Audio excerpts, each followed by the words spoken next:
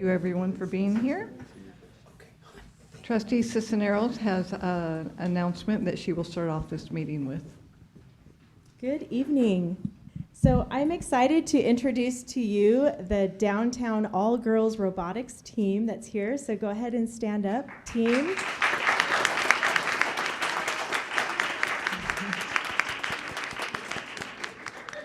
On my left and the audience's right is Leah Schultz, and then Holly Rossiter. Did I say it right? Okay, and then Claire Armstrong, who happens to be my niece. I'm super proud of her too. And then Ariana Carmona. So this is the team that went to US Open in Iowa just a few weeks ago and competed there. They have made it all the way through the local competitions and county, state, and made it to the US Open. And they went to the 16th round. Is that how you say it? Yeah. Round of 16, which is more than halfway through the rounds, right? With them, I forgot to introduce, with them is their coach, Brenda Mayer. Thank you. She is the math and science and Project Lead the Way and robotics coach. So she's got lots of hats. And then, of course, the girls' parents and family are here to support them too. So welcome, you guys. So Ariana has agreed to lead us in the flag salute, and then the team will give a short presentation of their experience. So yeah, you can go to the microphone. Yep. Yep, there you go. You guys already risen, so. Salute pledge. I pledge allegiance to the flag of the United States of America and to the republic for which it stands, one nation, under God, indivisible, with liberty and justice for all. Trustee Cisneros, if I can make a request, I would like to them to come up to the mic and say their name again and what inspired them to do this. You don't have to. And what school are you from? Oh, okay. Do it. I don't think I'm tall enough for this. You pull it down. I'm scared of touching it. I'm going to break it. Okay. My name's... can you hear me? I don't... Hi, my name's Ariana, and I'm from Downtown School. We all are. And I got inspired to do this because my friends wanted to do it. I know a very good reason. And the first time I went to robotics, I remember because we were just sorting like little bolts, and I was like, what am I doing? I didn't even know what they were called. And it was kind of awkward because I didn't know anyone there. Well, I knew my friends, but other than that, it was weird. But then I got to know the pieces and PLTW. We were taking that class, so I knew the gears, and then it just kind of built from there. That's about it. Thank you. Anyone else? Hi, my name is Holly Rossiter. I go to the same school as them. Mm-hmm. What inspired me to join robotics was also kind of the fact that my friends were doing it. We were like, you know what? This sounds cool, guys. Let's do it. All right. And like Ari says, PLTW helped with learning stuff because we had absolutely no clue what we were doing. That was last year, though. We know what we're doing this year. That's good.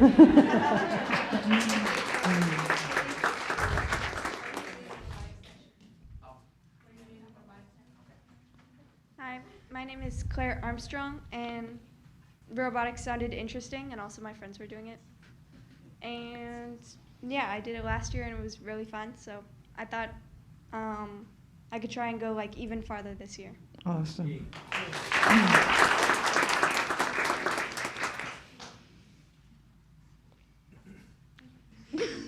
I know how to introduce myself. Hello, my name is Leah Schultz, and I joined robotics because they dragged me into it, first of all, and second of all, I like robots and things, so. Awesome.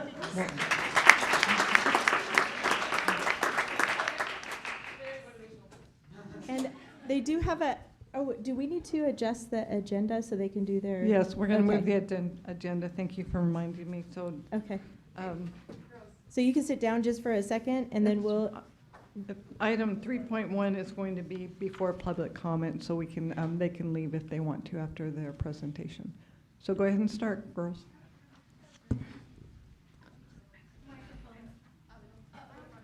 Do they need the microphone off the stand? do you want them to come up here? Is that what you're saying? Whatever you want to do. Girls, you're free to come up here and turn around and face the audience, or if you want to just stay there, that's fine. Okay. There you go. That's good. Here we go. Is that okay for the cameras? Yeah. Okay. Do I start? Oh, okay. Robotics, 2037C. Which is what? Our team number.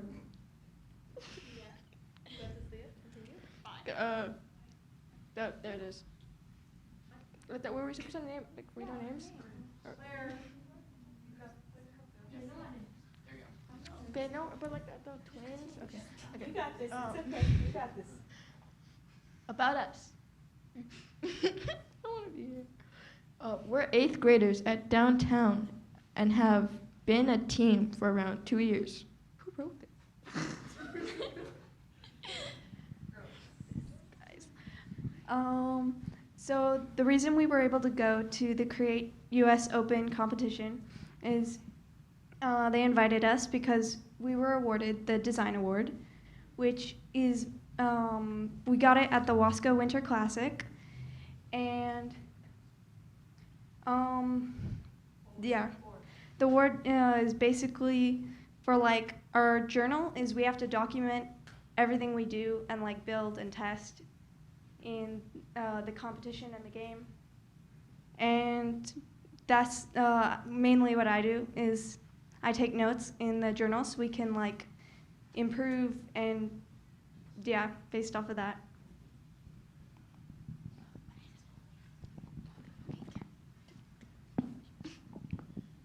So this is our robot. It's basically a conveyor bot. So like a quick overview of how that works is the little gears right here at the bottom. It's our intake. So it basically just like it's like little grippy things. It spins a lot and then it sucks the ring in, which is our scoring object. And then the conveyor belt drives it up and over to put it onto the ring, which is how we score. The goal. Oh, I see. This is not our original robot for this season. We had we had a HeroBot before, which is like a basic design that the program provides us with. Yeah, we just improved this one. This one was kind of like inspired from other robots we saw, and we just kind of took stuff that we liked and we were like, okay, let's put them in a robot together. We went through about like 4 or 5 versions of a bot before this one. All of them didn't work that well, but this one worked surprisingly well. After like 12 hours at our teammates' houses, they weren't able to make it today.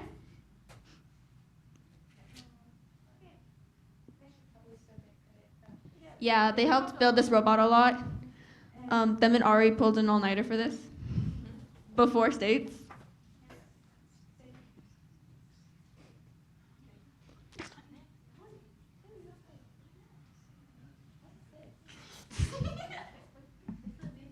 Yeah, I think if you click on that, there's a video.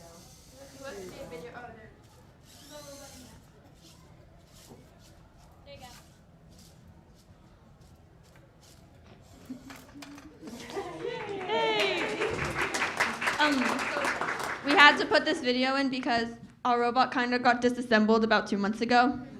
We wouldn't have had enough time to rebuild it because it took us like 3 months to get that one. Yeah, but like it also took us like 3 hours. Yeah. Ahem. Our trip. We had to get on the plane to get to Iowa, obviously, because does it look like when I was? No, sorry. For most of us, it was our first time. Not Holly, because Holly decides to go to New York every 8 years or something. I don't know. We went to the park. This is us at the park. Me at the park. I didn't lose my stuff, Holly. I placed it. A Bob Carey pedestrian bridge. That's such a long name. It was. I don't think I have the photo on here, but it was super long. It was awesome. Another fun places. Then we went to the field house to compete, which is the big competition area. Next slide, please. Is it the next slide? Okay, and I'll do this. The competition. The competition was very busy and lively. The matches went by rather slowly, but it was nice to have some friends around to keep us entertained. The friends being, obviously, these people. The matches went well and we made it to the quarterfinals. It was a lot of fun, and for most of it, we enjoyed doing the matches and making new friends. Yeah. Okay, geez. Our struggles. Okay. We had a situation happen where the robot conveyor belt intake. Yeah.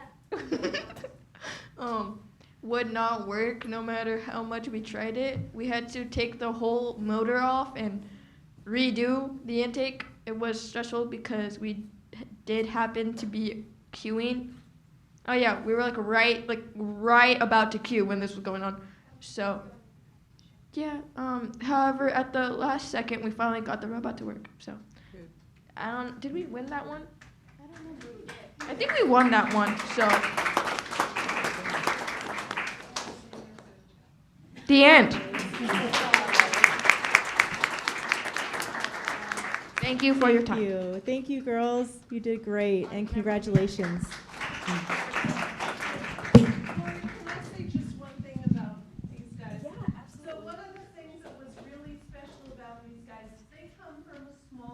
If you could go to the microphone so the people watching online can hear you, that would be great.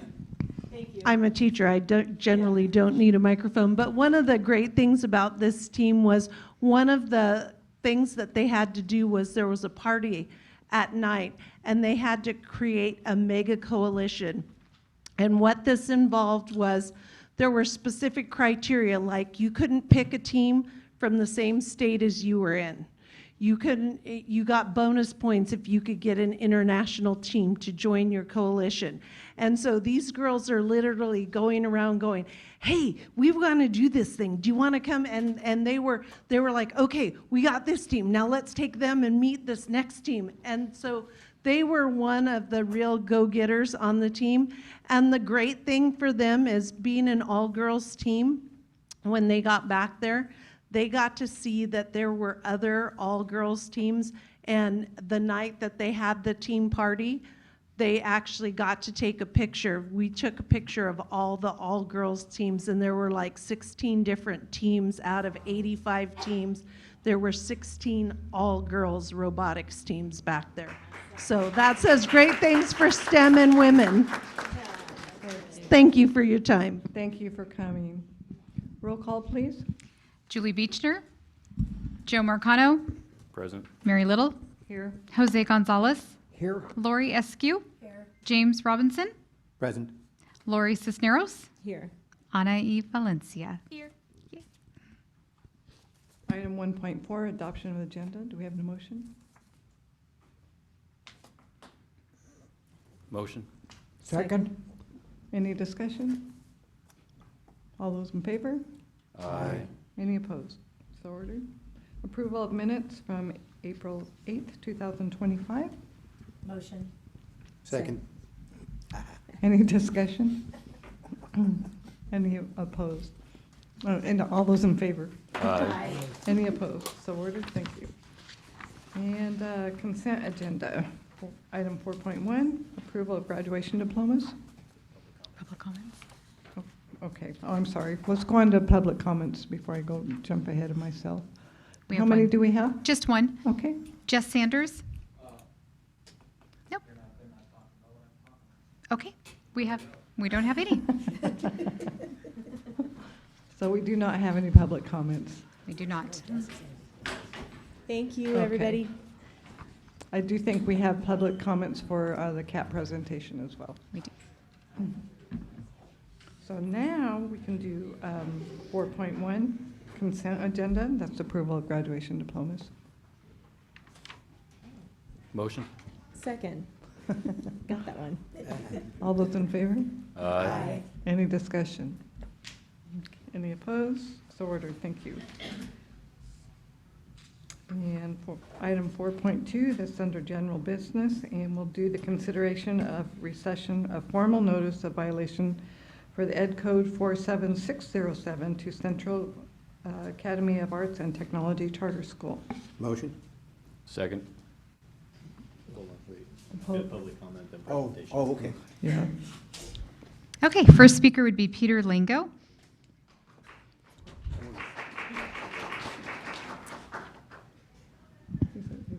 Hello.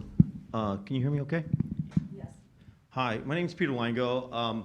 I'm from the Kern County community. I've been educated here. I'm a teacher, a retired teacher. I've moved here in 1972. My dad was a coach up at Bakersfield College. And I just wanted to say something just in general about what's going on with CAT's school. We learned a lot of things in education from the pandemic. One of the things we needed to do is move, and we found that out when we sent kids home, and we had to learn different ways to educate them. And so we came up with different models, and I think CATS represents one of those different models. As a special education teacher, I know that a lot of my kids benefited from working off a computer, and we learned a lot from that. The worst thing we could have done is regress back and not learn from those things that we learned from the COVID and the pandemic as far as education goes. There were a lot of bad things that went on during that time, but one of the good things that came out of that was that education moved. Unfortunately, it took COVID to do that. I think that if the board keeps an open mind and we continue to move forward and look at different models to educate kids, and CATS is certainly a different model. It's not one of your traditional charter schools. Having been a public school educator, maybe in the past I haven't looked at education that way, but pandemic opened my eyes to that, and I realized that a lot of my special education kids could benefit from a different education model. And I think that's important that the board, Kern County Education Board, continue to move in those directions. We've seen that in medicine. When we went to hybrid models, we have a lot of models now where doctors are online, and we have that kind of information going on. I think we need to continue to move that. To move backwards, to go and stay in the traditional model, I think does a disservice to the students. And having been an educator for over 30 years now and working with the special education community, I just think it's important that we continue to move forward and look at the different ways that kids learn and that we model schools off of that. A good indication of that is who's going to show up. I know that there's been a big crowd that's come to CATS, and people have looked for that model, just as it did for the hybrid models for some of my special education kids, and have made them successful in us opening our eyes to those different models that are available. Thank you for your time. Thank you. Mary Johnson. Hello, thank you, board member trustees. My name is Mary Johnson, and I have a degree in education, have been homeschooling children for 5 years, and I'm a local birth doula here in Bakersfield. I have 2 scholars who attend CAT currently, and 1 more enrolled to begin TK this upcoming fall. CAT has changed my and my family's lives for the better. My husband and I chose to homeschool our children, not because we had a desire to, but because we did not feel that the public schools would meet our children's needs fully. CAT has changed that for us. CAT is a unique school that offers more than what can be described in a few minutes, but I will try. CAT has helped my oldest daughter improve her academic scores in all subjects. She struggled in math prior to attending CAT, and since starting school has greatly improved. Another way my daughter has thrived while attending CAT is through their electives program. All children who attend CAT have the opportunity to explore different passions that they have and unlock new passions as well. While attending CAT, my daughter has explored and found a new love for theater, which has given her a new confidence in the classroom and in life. She has also been able to experiment with cooking, painting, dance, pottery, coding, and that has only been in the few months since starting school in August of 2024. CAT has facilitated in making this happen. My daughter has more confidence and has a new passion for learning and school because of CAT and the incredible staff and model that they practice. In the past, my son struggled with learning. He would get frustrated and shut down. He was not able to fully reach his academic potential because he would get distracted. Since beginning his learning at CAT in the fall of 2024, this has greatly improved, and I attribute that to CAT's incredible pursuit in fostering a love for learning in their students. The staff at CAT have helped my son enjoy going to school. He looks forward to learning and experiencing new things in his classroom. His teacher, Mr. Sandoval, is one of the most patient teachers I have ever met, and thank goodness because he teaches first grade, and they can be wild. My youngest will begin TK this fall at CAT, and she's excited, which if you knew her, that is saying a lot. My daughter does not like to be away from me, and yet she is counting down the days until she can begin TK. The reason for this, she sees how much joy her older siblings and cousins have in attending CAT. She sees the staff and other students every day at drop-off and pickup. She's been welcomed in with open arms by the staff. She already knows the teacher who will be teaching her come August, and she loves her. This is a unique experience that my children would not have if not for CAT and their incredible model of instruction and passion for what they do. CAT has been purposeful in who they employ to teach our children and have chosen teachers that truly have a passion for what they do, and it shows. It shows in how excited my children are to learn another day with their teachers. They help teach the children respect for others as well as themselves, and they model this by being respectful to the students as well as to each other. CAT fosters an environment of getting to the root of negative behavior and working together as a team rather than giving consequences and sending the children on their way, only for the child to possibly return to the negative behavior. When we send our children to school, we put an immense amount of trust in the school to keep our children safe and to take care of them. Ma'am, can you close up your comments, please? Yes. Central Academy of Arts and Technology is a treasure that Bakersfield has the privilege of experiencing. I implore you to not let this treasure be destroyed. Help us continue to take care of it so more children and families like mine can reap the wonderful benefits that only CAT can bring. Thank you so much.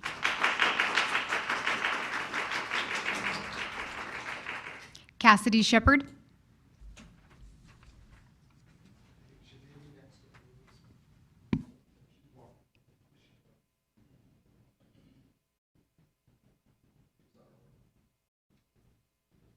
One more. Last one. It's the last one.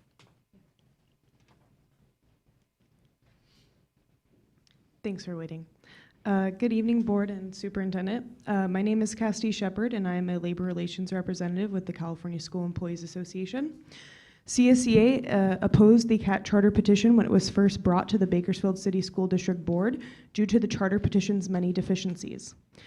After CAT was denied by the BCSD Board, CSEA again opposed CAT's appeal to this board.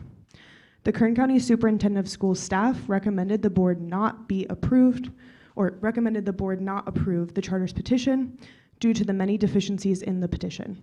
Yet this board approved it. Fast forward 3 years since CAT's approval and less than a year since CAT opened, and the charter has ignored the county's countless attempts to bring CAT in compliance with the law and the MOU that KCSOS and CAT agreed to as a stipulation of the petition's approval. At the last board meeting, several board members and the superintendent spoke to how the support for the charter shows why the charter was approved. However, it appears that CAT's lack of fiscal responsibility and many violations is evidence as to why the board should have taken the advice of the KCSOF staff and not approved CAT's petition. I urge the board to take this matter very seriously and not rescind the notice of violation. Please take this work seriously as it has serious impacts on students, the community, and workers. I urge the board to take into consideration CAT's mismanagement of taxpayer dollars and the school's many legal violations. Thank you. Thank you. I believe John Medina is going to come up and do a presentation from Kern County Superintendent of Schools. Yeah, as you know, last month we issued a letter of violation that discussed the different financial situations that CAT charter had. Wanted to update the board that between that board meeting and this board meeting, we had a great meeting, both between Kern County Superintendent of Schools office and the CAT charter staff, and discussed exactly what was needed to be submitted to our office. They submitted it on time within those 15 days, and then we were able to dialogue with them back and forth in regards to any clarity that we needed before presenting the report tonight. The report was sent to Cat Charter, and then after Mr. Medina presents, then we will bring up Dr. Kendrick, who will then present on behalf of the Cat Charter, and then you guys can have discussion and decide next steps. So it's all yours, John. All right, thank you. Good evening, board. So I'll be covering giving you a presentation of our analysis of CAT's response to the notice of violation. So just really quick recap. Our previous determination of fiscal mismanagement, again, was determined based on the facts that I presented at last month's board meeting. The primary fiscal concerns were insufficient cash flow, negative ending fund balance, and aggressive ADA assumptions that KCSOS felt were unreasonable and unlikely to materialize. I won't leave you until the end. I will start off with saying that since then, CAT's revised plan, we've come to an understanding that they've met and remedied each of our primary fiscal concerns. So looking first at cash flow, I know it's really small, but there's a yellow box because one of the big points of contention last month were a $2 million infusion of cash that wasn't recognized on the budget. But really, if we removed that infusion of cash, which was supposed to be a loan, it would have pushed the charter into negative cash and unable to meet its obligations. After, again, reading, analyzing CAT's revised plan, speaking with their lender and their back office provider, they provided a revised cash flow. You'll now see that it does not include the $2 million infusion, but smaller infusions throughout the year, and most importantly, positive cash flow each and every month. And we feel a lot more confident with this. So they've remedied the cash flow issue again in our perspective. Next, ending fund balance. So again, in meeting with CAT's back office providers, their lenders, we've come to an understanding while they do use a different method of accounting, negative ending fund balance for our school districts normally means school district doesn't have sufficient resources to meet their obligations. In the style that CAT is presenting theirs, what theirs means is that they have more debt than they do revenue coming in for this year. But again, their lender has affirmed and committed their support to working with the charter and funding them through this entire beginning period, and CAT is anticipating to repay the loan within the first 3 years. So again, ending fund balance, that issue has been remedied. And next, looking at ADA assumptions, you'll see at second interim, which was, these are the data points that we reviewed last month. Current year ADA was coming in at 189. 25-26 was projected to a little more than double, come in at 404 ADA, and then the second year out was projected to increase again to 498.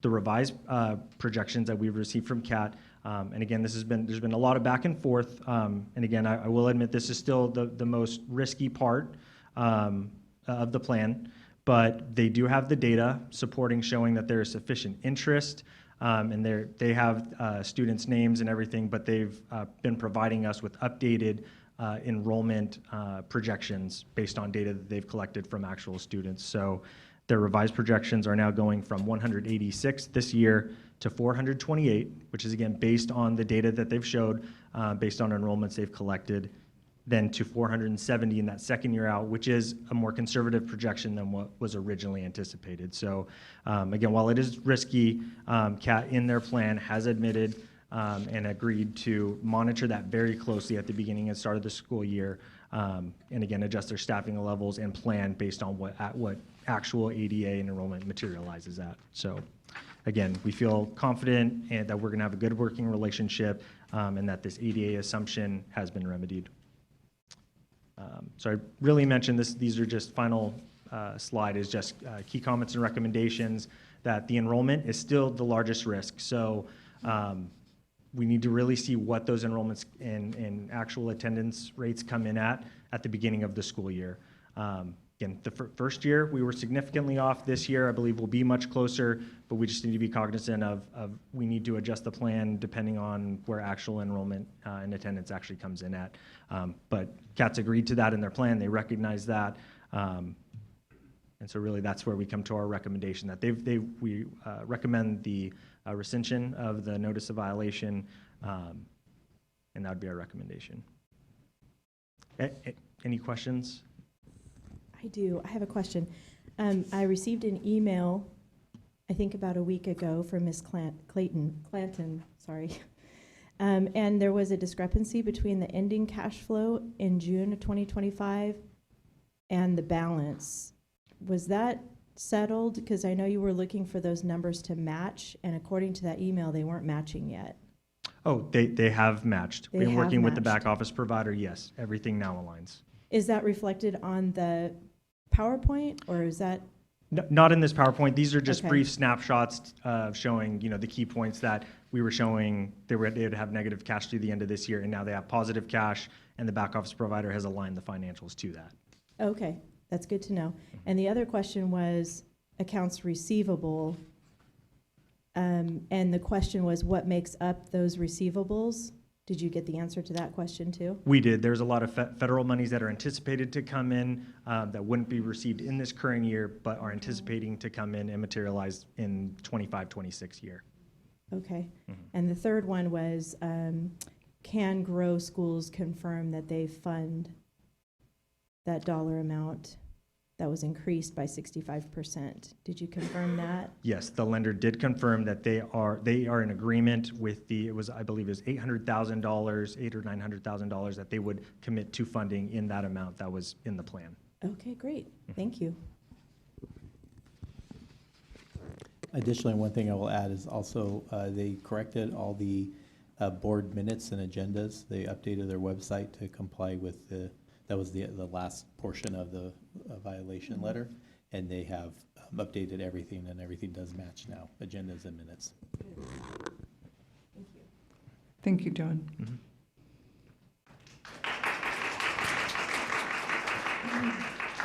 Dr. Kendrick. And Mr. James. Thank you, guys. David is going to present some information about the financials, and then I'll have the pleasure of sharing some updates about enrollment and progress this year. Because I'm such a fan of public speaking, I've been trying to get out of this all day. Good evening, and thank you for the opportunity to address you tonight. On behalf of the Board of Directors and the leadership of CAT, we respectfully request accept the recommendation of the superintendent staff and rescind the notice of violation. We want to thank Dr. Mendeboro, Jonathan Medina, and the Kern County Superintendent of Schools team for their engagement and collaboration through this process.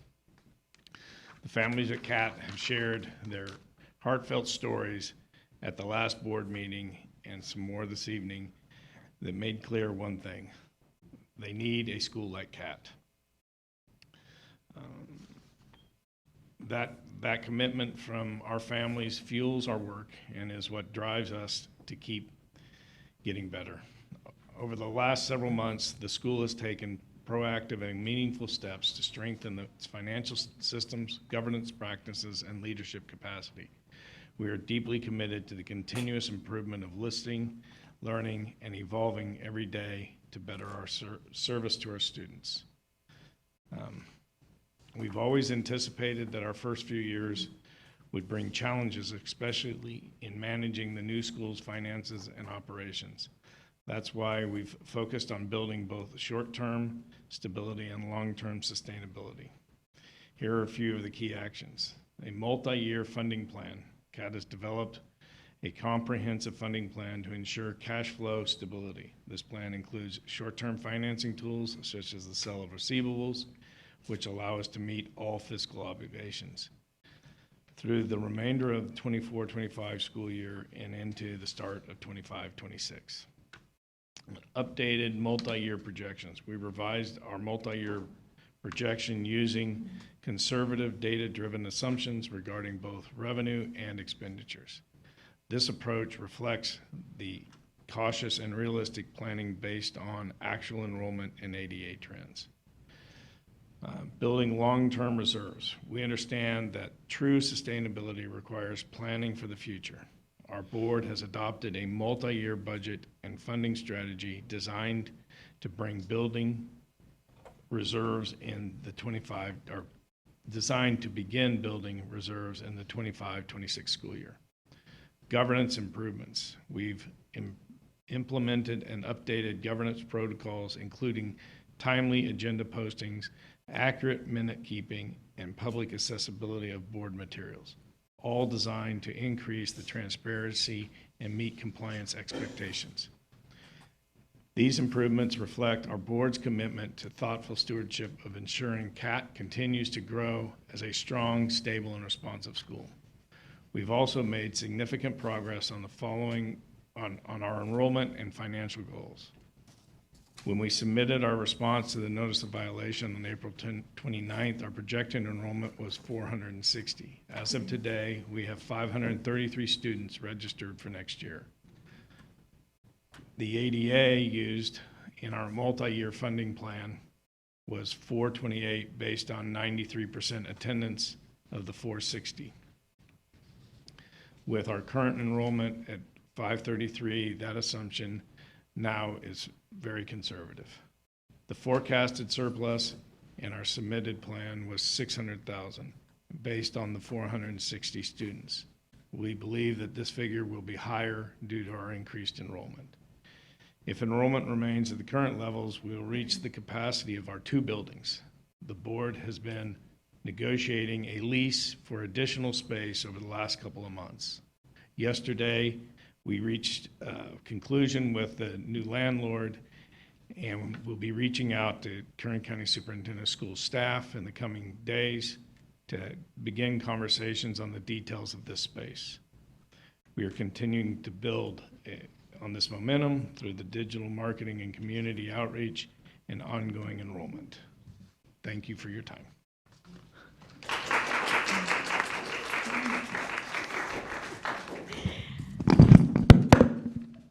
Mic drop. Whoops. Hey, guys, mic drop. I don't even need to talk. I truly have the best board president. He does not love public speaking, but he does show up day after day and does the work right alongside with me. So I'm very lucky as a school leader. This is truly humbling work, and it's nice to get to speak to you tonight and hopefully come to a resolution so we can move forward in a very positive direction. I want to thank Board President Mary Little and Dr. Mendebro and Jonathan Medina for being such great partners over the past few weeks. I'm really encouraged by the dialogue and conversation that we've been having and really looking forward to our relationship moving forward. You've heard a little bit about our financial plans and improvements from David and from Jonathan. I wanted to take a moment just to share a little bit about what all of this work is really about, which is students. As someone who never wanted to be a school administrator and still doesn't want to be, trying to get David to hire me as a teacher at this wonderful school. I show up every day for the students and the families. It's truly humbling to hear the testimonies of families because what I wake up every day for is to change the life of kids and to work with our families. These are our pillars as a school. So families come first. We believe parents are the first and most important educator in their child's life, and I have absolutely adored working with these families as their partners. We're preparing kids for college. We have a mutual commitment with kids and families to provide a great education. We're results focused, and I'll talk about some of those key results quickly tonight. And as an arts school, we believe that creativity matters. So those elective courses and some of those extras, they're not actually extras to us. They're actually the core of what we do at CAT. Just a couple of highlights. So this year we have averaged about 230 students throughout the year. There's been some highs and some lows. We stumbled a bit out of the gate with enrollment, but have been recovering students since then. We serve students with disabilities. We have about 12% of our students on an IEP at this time. About 60% of our students are low income. We have a very diverse and rich student population. One of the things I'm most proud of this year are improvements in literacy. We partner with the Success for All Foundation. It's a program that has been preaching about the science of reading before it was cool. And because of that partnership, we've taken our students from a baseline of 31% on grade level to 65% on grade level. I think that's a true testament of the commitment of our teachers and the passion of our coaches from Success for All helping us achieve this. When we look at math, we're probably even a little bit more prouder of this number, although we've not met our goal yet of being 50% proficient this year in math. But we took kids from just 12% on grade level in math to 48% on grade level this spring. And one thing that really matters to me as a teacher is that not only did we improve proficiency, but we grew kids. So we went from 37% in an at-risk category to only 15% on our spring iReady tests. I'm truly proud of our staff. Every teacher is returning next year. We have 100% retention, something that in my 20 years as an educator, I have never achieved. So I'm proud, and I know they're proud to be continuing to build this community. We're also doubling class sizes, so we're doubling our staff. We only have a few outstanding positions to hire. That's mostly a testament to our teachers recruiting their friends. So we're building a staff on top of a staff, and I'm very excited about that. We also have 98% student retention, and you saw the student recruitment numbers. And again, this is not the result of a bunch of hype and marketing strategies, really, although we are doing all of that. It really is word of mouth, and word is getting out, and families are bringing families. I was just telling one of our parents who responded to a Facebook question, I'm like, you're my best recruiter. You're out there doing the work. And we've also had over 4,000 parent volunteer hours. We're about to host our Parent Appreciation Night. Miss Irene has been counting parent hours, and it's truly incredible the amount of time and the amount of donations that our parents have made to us this year. Click, click. We know that we're not perfect. We're new, we've been scrappy, but what we are is reflective, resilient, and relentless in our pursuit of making sure that every child has a safe place to come to school and a place where they feel welcomed and seen. We're also innovative. We're not interested in following the traditional playbook just because that's the way things have always been done. Innovation can be messy, and progress is not always a straight line. But when we get it right, we really get it right. As you see in our test scores and the growth that we've experienced with students, the retention of families, and the retention of staff. These results are building a strong foundation.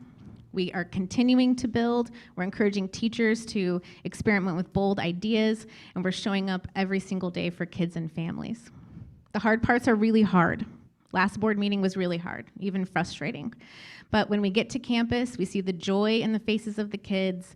Every bit of this struggle is worth it. I'm happy to be standing in front of you and to be part of the fabric of Kern County and the fabric of downtown. This is my hometown. This is the place I'm very proud to be standing and doing work alongside with fellow parents. And we're doing this for our kids, for our grandkids, we're aunties and uncles. All of our staff have our kids at the school. This is truly becoming a really exceptional learning community. We thank you for your support. And this is the kind of support that we need to build strong charter schools through the tough times and the good times. The tough times certainly come, right? But we thank you for standing by us and for helping us get to the next step. Thank you. David and I, if you have any questions, David and I are happy to answer them. Any questions from the board? I just wanted to ask about the enrollment because I think the number was 533. Is that actual enrollment or is that applications? Yeah, so we're out of the application phase and now we're into the registration phase. So everyone who was accepted had the opportunity to register. We gave them a deadline. If they didn't register, we started pulling from our wait list. And so, yeah, these are registered families. Real numbers. Yeah, Okay. they've gone into our information system, given us all of their info, and they're saying they're going to show up. Do you have a limit on how many you're going to accept? Yes. Yeah. Per our charter, we should accept 50 per grade level, and I think our MOU says we can go 25% over that before we need to talk to KCSOS about the need to expand. Yeah. So we're over registering about 10% in every grade right now to account for attrition, right? So we'll continue to provide KCSOS with weekly updates on enrollment, and they'll see those be slightly over. That's because we just want to make sure we have enough enrollment so that whoever doesn't show up on the first day, we're not scrambling. Yeah. Thank you. Mm-hmm. Thank you. Yeah, you're welcome. Thank you. May I make? Sure. How are the blisters on your feet, doctor? I'm working on them. You know, I don't think I'm alone in saying I'm really, really happy to see how this has come about. You and KCSOS have turned things around. I think it's really great. But one of the more disconcerting things about what was revealed last month was an apparent lack of communication, whatever that was. I'm not pointing fingers at anybody. But I believe that you can trust me, and I'm sure a couple of other board members too. We're going to be keeping a very, very close eye on communications coming from CAT.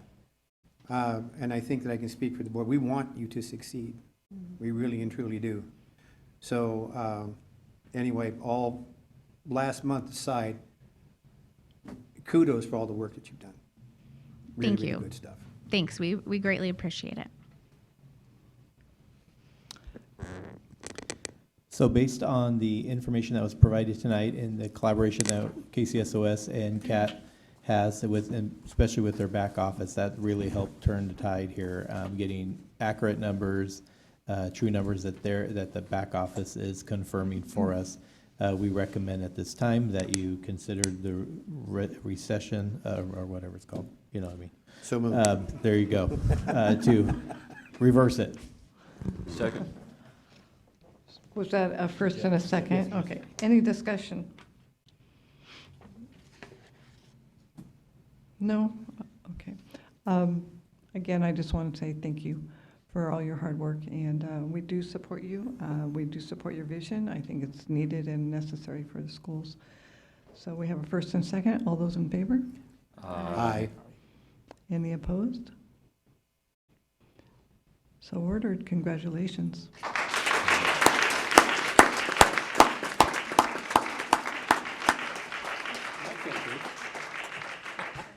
And thank you again to the KCSOS staff and that worked all that out in the background. Thank you so much for all the Amen. time and everything that you guys did. That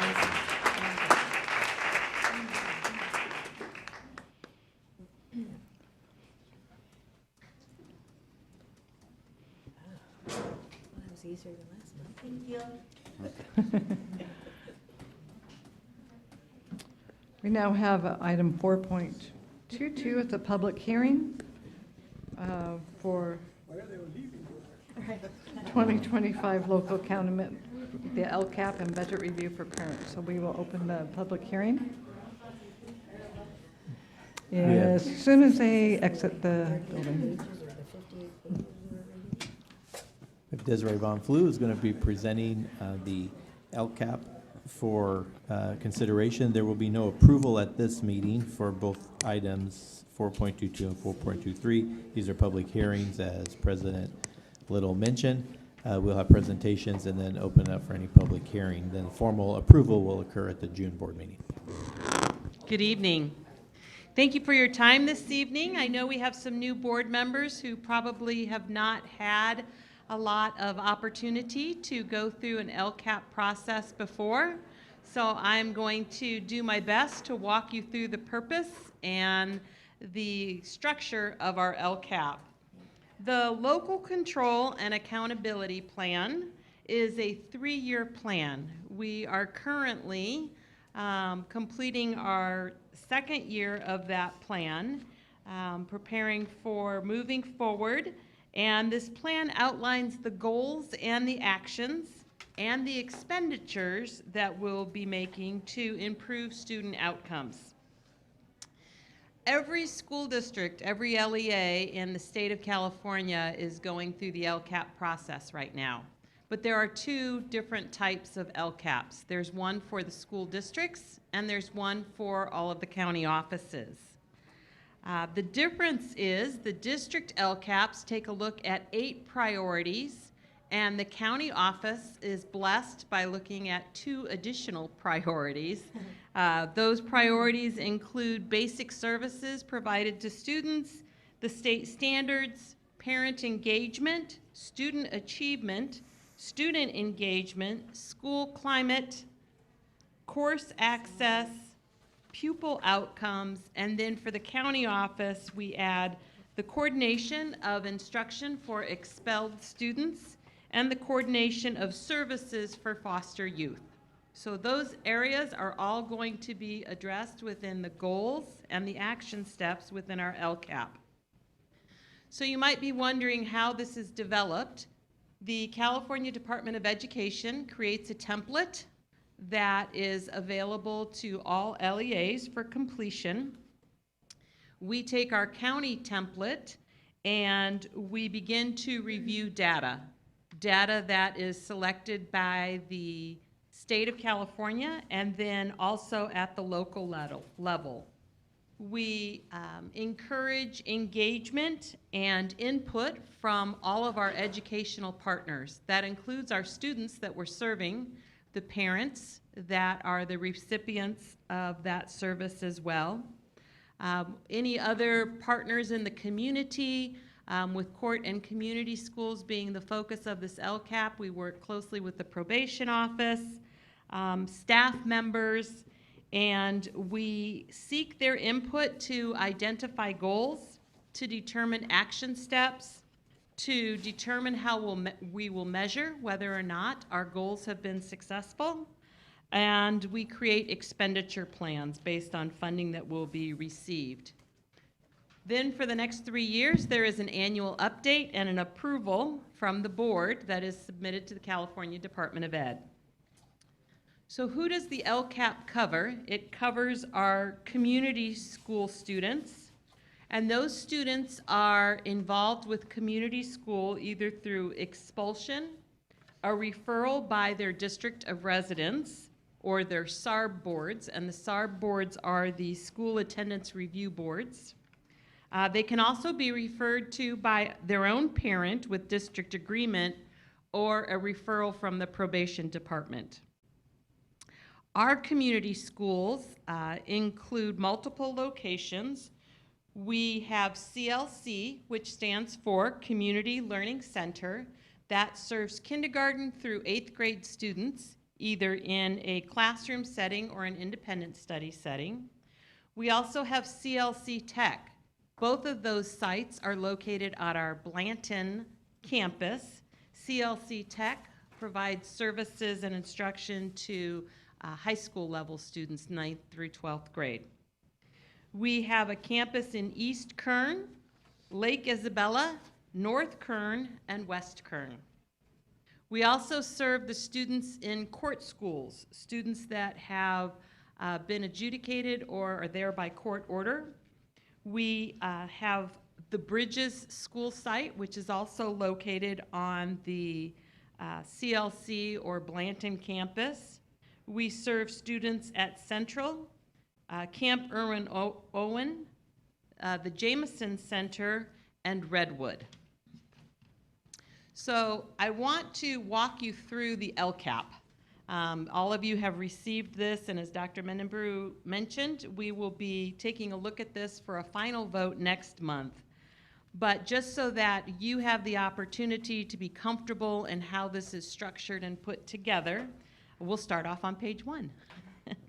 This is general information about our programs. And what's very unique in a county office LCAP compared to a district LCAP is that there is a lack of consistency. And that is because there is a lack of consistency in our student population. And that actually is a very good thing. Currently, when data was collected for this, we looked at the CBEDS date, which is in October, and we had 516 students between our community schools and our court schools. But that 516 is almost deceiving because we will see and enroll over 2,000 students during the school year. And that's because the time of enrollment can be very short for some students. Our community schools have an average enrollment term of 79 days. A typical school year is 180 days. So we have a very short opportunity to influence and serve the students in our community schools. The court schools are even shorter. Students enrolled in court schools, the average amount of time is 28 days. And so that's why there's a constant cycle and revolving door of students returning to their district of residence and students entering into our system. The other important piece that I want you to know as you look at the data that's within this document is the fact that on average, students enroll in court school 49 units behind schedule. 49 units is just 1 unit shy of 10 classes in the Kern High School District. That's a year, a semester and a half of work for those students. So they come to us needing to make up that instructional time. As you read through this document, and you'll continue to review over the next month, you'll see lots of information in regards to the CASP scores. Our CASP scores are that test is taken once a year, and in order for you to have an eligible score and for that score to count in the data that you're looking at, students have to be present for a specific amount of time, and they also have to be enrolled in the school during the testing window. It makes it very difficult for us to capture very many eligible test scores. In our court program, again, where students have an average attendance span of 28 days, we only had 18 eligible scores to be reported. That is 1.5% of the number of students that we will serve in court schools during that year. So your numbers are very skewed. In community school, in the area of reading and language arts, we had 64 eligible student scores and 70 eligible student scores in mathematics. Again, when you're looking at over 2,000 students coming in and out, we're looking at a very small percentage of statistical information to take into consideration. That's why we're appreciative of the fact that we also can report out on local metrics. And what we choose to do there is use an assessment called Star Renaissance, and that can be given to a student after 60 days of enrollment and considered to be a rational piece of information to consider. So eligible students in court schools that were there long enough to take the Star Renaissance test showed growth last year of 6.7 months in English language arts and 7 months in mathematics. Now they may be a 10th grader and they may be performing at the 5th grade level, but they have grown just over half a year's worth of growth in that time. So we consider that very successful. So let's walk through the LCAP, just so that as you're reviewing it on your own, you have a good idea as to where you are in the document. It starts with those program details and a review of our program performance on page 1. And on page 9, it talks about the partner feedback. Throughout the year, we are constantly surveying parents, students, some of our educational partners, our staff members, and taking the temperature to find out how comfortable students are at school, how confident parents are in our instructional efforts. All of that is reported in that section. And on page 12, we start to break down our first goal of the LCAP. Our first goal is related to social and emotional growth.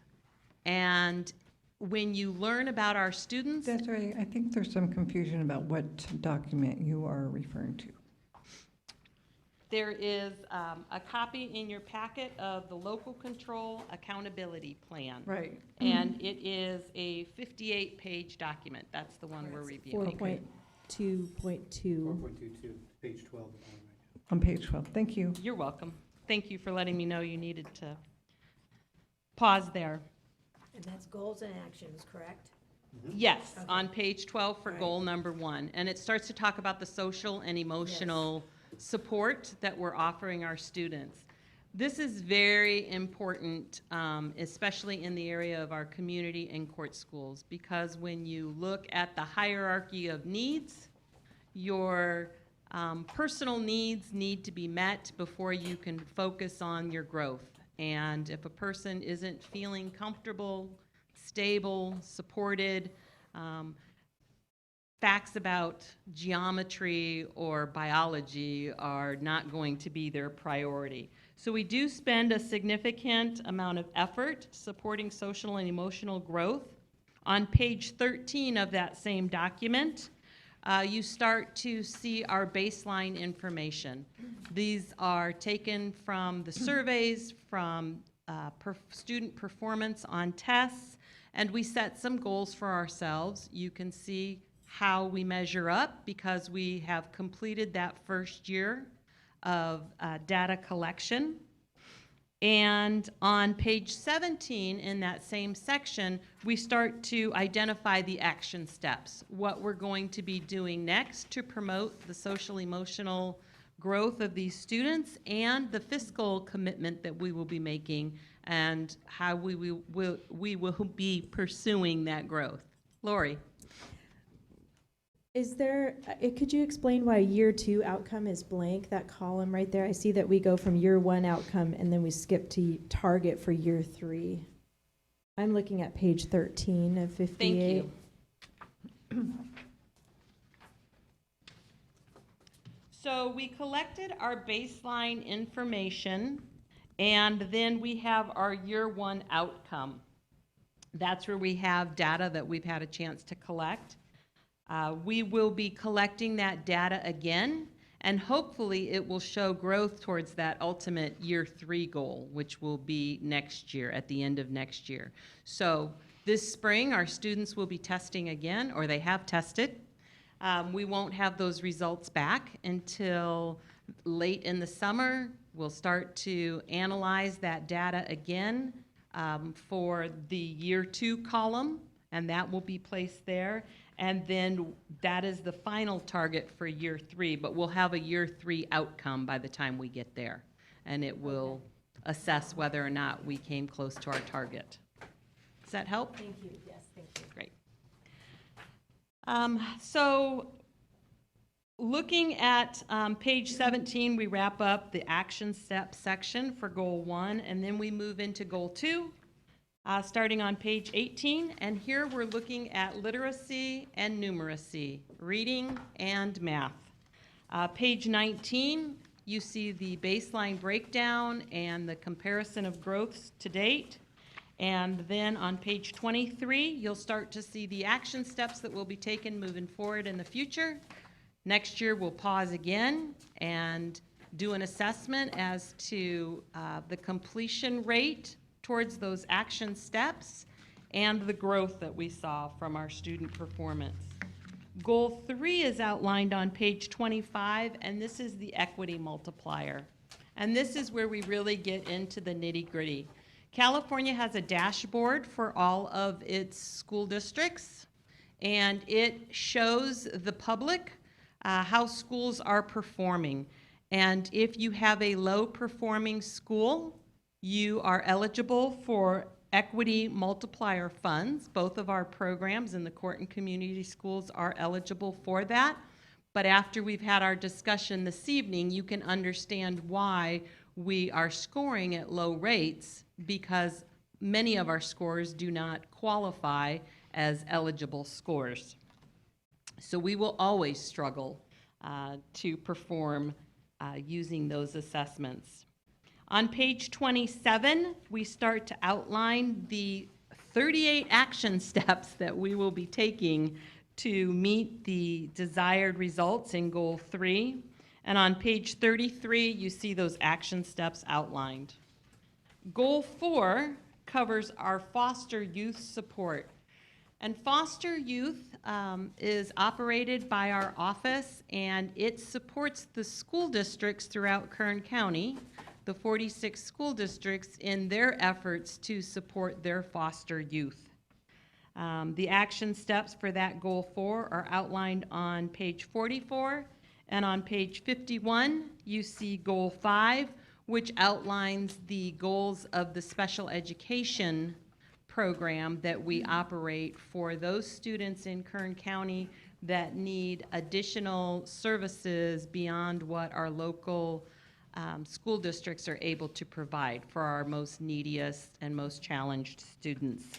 Many times those students are, again, on their own individualized assessment plans because the information that you would receive from the standardized testing throughout the rest of the state would not be relevant to the growth that that student can share with us. So that's the outline of our LCAP. I'm happy to answer any specific questions that you have. I will share with you, Molly Muir is our director of our alternative education program, which covers our court and community schools. And she has developed close relationships with the reviewers at the California Department of Ed, and they use Kern County's LCAP as a model for other county offices because Molly's experience and the time that she has invested over the last decade on the LCAP are just exemplary. So appreciate all of her efforts and look forward to her being here next month to answer any additional questions that you might have. Thank you for the comprehensive report. I know this is detailed information that takes a long time to digest. So in the interim, before next board meeting, if we have questions, can we email you or Absolutely. get a hold of you? Yes. Okay. So because I want the board to understand that this is a lot of information to digest, and there's a lot of learning in this document. So if you have questions in the interim, we can contact you, correct? Yes, please. Thank you. Is it okay to ask a question right now? Sure. Okay, just checking. I noticed in the summary at the beginning that one of the major, it seems like one of the major issues is absenteeism. And it makes sense with that, with where they're at in their education. Correct. So how do we provide, I think we've asked this before, but if you could remind me, do we provide transportation for the students who have difficulty attending? KCSOS does not provide the direct transportation, but we provide students with Get Bus cards because they operate throughout the entire county, and students can use those cards, vouchers, for free transportation to any of our campuses. That's good to know. Have you seen an improvement since you started that program as far as attendance? That has been in place for a while, so it's been pretty consistent. The other thing to take into consideration that we just learned is that when different entities are reporting out on our chronic absenteeism, because we do not have our own geographical borders for a district per se, students, when they transfer into our program, bring their attendance with us. So even if we had a student enroll in our community school program and they were with us for 50 days and they attended school for 45 of those days, all of their absences from their district of residence are transferring in with them. And so you'll have some reports that will state that our students, 30% of our students are chronically absent. But when you look at our attendance records for the day they enrolled at CLC Tech to the day that they returned to their district of residence, they may have attended 45 out of those 50, which is a favorable rate of attendance. But their overall attendance record is meshed in with us, which pushes our number higher. That's kind of punitive. Right. There's a lot of punitive in alternative education when it comes to looking at records. But when you visit with our students, you see great things happening. Absolutely.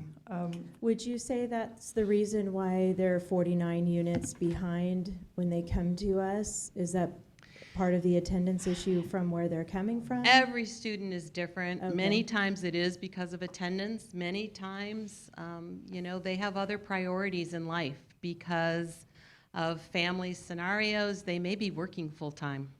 And, you know, they are lucky to attend class, and then after school, they go to work and work late into the evening, and the homework doesn't get done, but they show up in class the next day. But with that level of limited performance, they may not be able to pass all of the classes. Sometimes they're just absent and don't have enough to pass all of the classes. There are multiple reasons why students struggle, which is why an alternative program, maybe inclusive of independent study, is a favorable option for them, or a different focus, smaller classes, and a modified schedule to where students are not rotating between 7 different teachers and 7 different expectations and 7 different sets of requirements.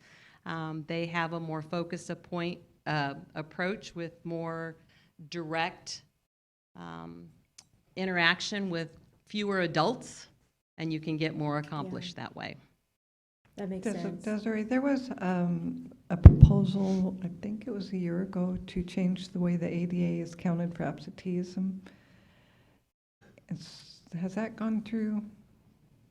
Not that I'm aware of. Our Okay. definitions of chronically absent are still the same. They were going to change how they count the ADA due to the absenteeism, so it has not changed. All Not right. that I'm aware of. All right, thank you. So do our students, are they still accelerated into their points into their so like they get accelerated points on their grades, right? When they're in the alternative and juvenile schools? The growth that they make Mhm. that goes onto their transcript. So Right. if they're Or they're returning to their accelerated. district of residence. So if they come in at 49 below, they can make that up within those 50 days, 45 days, 28 days. They have the opportunity to move independently through our curriculum so Correct. that it's not one lesson per day, and if you're only there for 20 days, you're only going to get 20 lessons accomplished. If they want to power through it, they can. So they can still do that? Mhm. Okay, and then I have a second question. What about parent participation? Do you see any type of parent participation? Is it getting worse, better, same? I have not seen an increase. We continue to try to provide opportunities for parents to engage, and our communication has increased. But parents have challenges that they're facing as well, so. Correct, yeah. So is it a lot of communication, text, emails? Texts and emails, but the number of phone numbers that stay consistent Mhm. because of financial challenges and such is limiting at times. Yeah. I suppose that might have an impact on, is there, and this is a very basic question, but it wasn't addressed, is there an online component to any of this? Our Virtual? curriculum is based online. We Okay. use Edmentum, and we provide our students with technology so that they can access that. So they can work independently? Yes. Okay. Mhm. And they can, and when they are working independently, let's say they go ahead and they get 3 or 4 or 5 times as much done in a day as would be expected. Does that impact their attendance at all? I didn't frame that question very well. Do they stop coming because they got enough done? We want Basically, yeah. We want to help them make up for what they had lost prior to their arrival and then keep on track. So we really try to encourage consistent attendance so that we can keep them not only making up for lost units, but then staying on track with the expected number of units that are there. Well, academic success is predicated on attendance. So I would think anyway. I was speaking with one of the principals today, and they said they just got 3 new enrolled students today. Oh, it's a hot and time it's of year.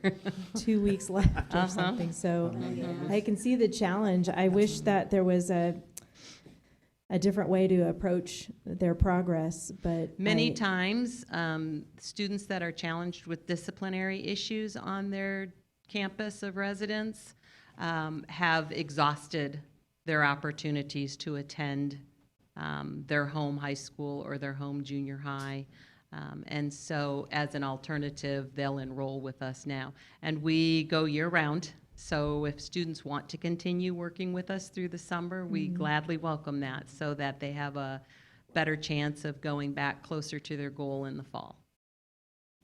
Usually, students are with us, though, if it's for behavioral reasons, for the semester in which the expellable offense occurred, and the following semester.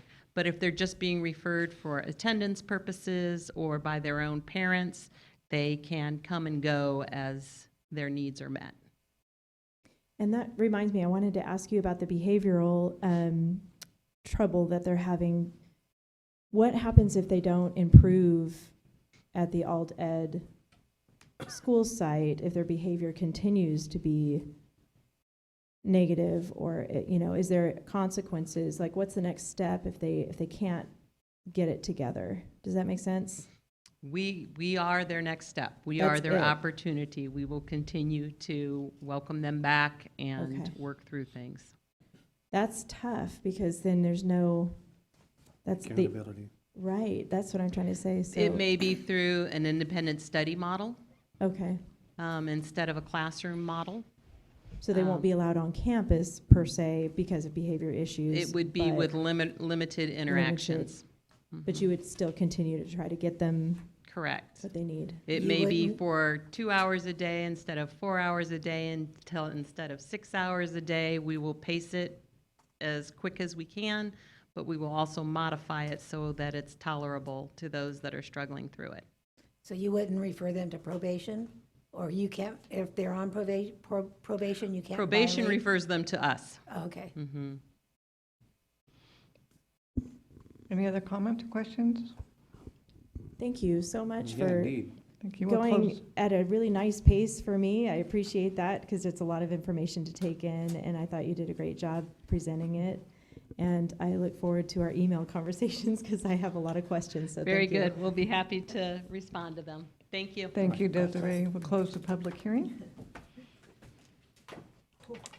And we're now on 4.23, and we have another public hearing that we will open. And it's for the County School Service Fund budget. Dr. Mendeborough? We have Jonathan Medina, who will be presenting a projected proposed 25-26 budget. This reflects the latest information that we have. And then he will return in June to moving it from proposed to an actual budget adoption at this time. And so he will go through it, and then feel free to ask any questions. He will describe some of the revenue streams and expenditure streams so that you're aware of how the And- dollars, what they all mean. And is this based upon the new information from our governor yesterday? So it includes some assumptions, but not all. I'm still going through the 200 pages of trailer bill language. And then normally what would happen is as we see the trailer bills actually signed, there's a 45-day revision that we would go in and modify our budget after the July 1 date and make those budget adjustments here. So when would we hear that update? We could provide a 45-day update to the board, but if we don't do that, then December, first interim would be the next official required notification to the board. But when the budget adoption comes in June, we'll have all the latest information. Thank you, because I'm anticipating some major changes this year. Correct. Okay, so I'll go over the highlights, but please feel free to ask any questions that you might have. So first off, we will look at general fund revenues. So overall, what we're seeing is from 24-25, we're going from $355 million in revenue down to $306 million in revenue, so a decline of $45 million. And then we'll go now by each funding source, and I'll give you details on why exactly that decrease is happening. So LCFF sources, those are our local control funding formula, and it's based primarily on the demographics of students in Kern County, as well as the students that attend our alternative education program. And it's primarily based on ADA times a funding rate that is prescribed by the state of California. Now there's additional supplemental and concentration grants, and those are the dollars that flow into the LCAP. that Desiree Von Flew presented to you, but those are the big key components of what goes into the local control funding formula. So we're seeing a decrease in those funding sources by about $2 million. And what's happening is in 24-25, we had artificially inflated ADA attendance in our alternative education program, and that was all due to COVID provisions that were authorized by the legislature. And this is the first year where those artificially inflated ADA numbers are now gone away, and we're being funded on students that are actually being recorded in our classrooms for attendance. And that is driving the reduction into the tune of about $2 million. Looking at the federal revenue, dropping another $2 million. So from the projected federal government's budget, we have revisions downward revisions to both our migrant and AmeriCorps programs. Those are the two larger ones that are influencing the $2 million reduction in our budget. Is there, is that special education as well? So special education, we operate on a bill-back model, and so those dollars, as we collect attendance, they flow to districts, and then in order to recover Say that again? So our attendance for school districts in the special ed program, those dollars flow directly to the districts, and how our office recovers the funds is through the bill-back process. So based on the number of students attending from each district, we charge back the cost of those students. So the decrease in the federal revenue is not a result of lower funding for special ed? Correct. There's been no reduction in funding for special education programs. Because I've heard so many teachers complain to me already about school districts laying people off because special ed's going to be cut, and they're cutting and they're cutting and cutting. Okay, as far as our office goes, none of the funding streams coming from the federal government for special education have been reduced. So that would be coming just from the state? I'm also not aware of any reductions to special education funding. In fact, they're also subject to the 2.3% COLA that the governor's proposing. And I saw that. All right, thank you for clarifying that. Looking at other state revenue, so we're seeing a reduction of $17 million, which is getting a little bit larger, but that's because we are seeing the rolling off of some of our very large dollar grants. So we've got a couple high quality instructional materials, again, is a multi-year grant that's coming to an end at the end of this year. Strong workforce grants are coming to an end.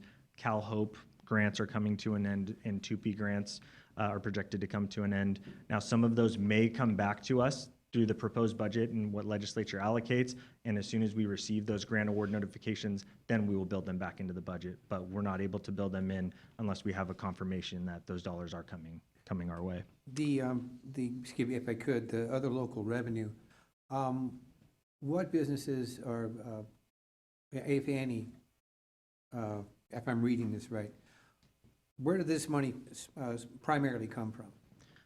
So this is, if you recall, at our second interim budget, I spoke to fee-for-service programs. Okay. A lot of our local revenue is coming from our fee-for-service programs. A lot of it are our teacher induction programs where we are helping teachers get credentialed or go through their preliminary credential programs. And those programs for us generate revenue so that we can continue those supports to school districts. Okay. Thank you. Yeah. And so, yeah, I guess we kind of led into it, but again, projecting a $27 million decrease in that local revenue. What's really driving that is we're not projecting to carry over revenue just yet because we haven't closed our books on this fiscal year. As soon as we close the books, any carryover will be moved into that local revenue for those fee-for-service programs. So I do anticipate that number to increase, just not exactly sure of what that figure is going to be, but it will go up. So again, as soon as we have a better idea, we'll reflect that and share that with the board. Thank you.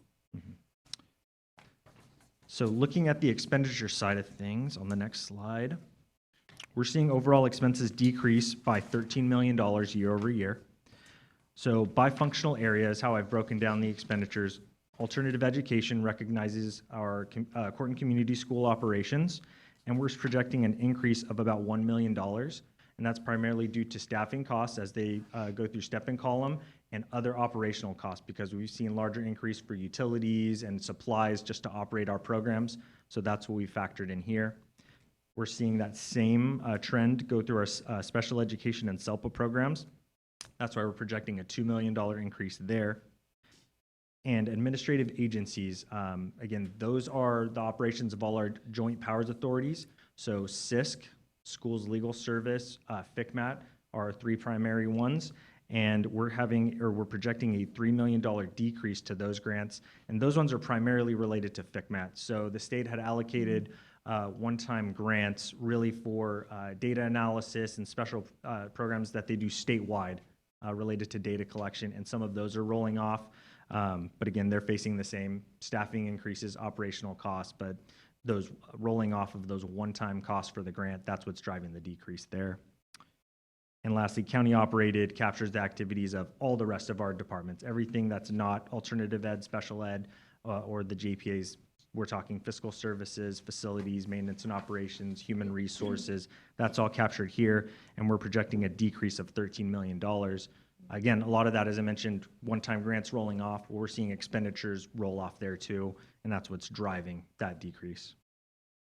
Do you have any questions before I move on?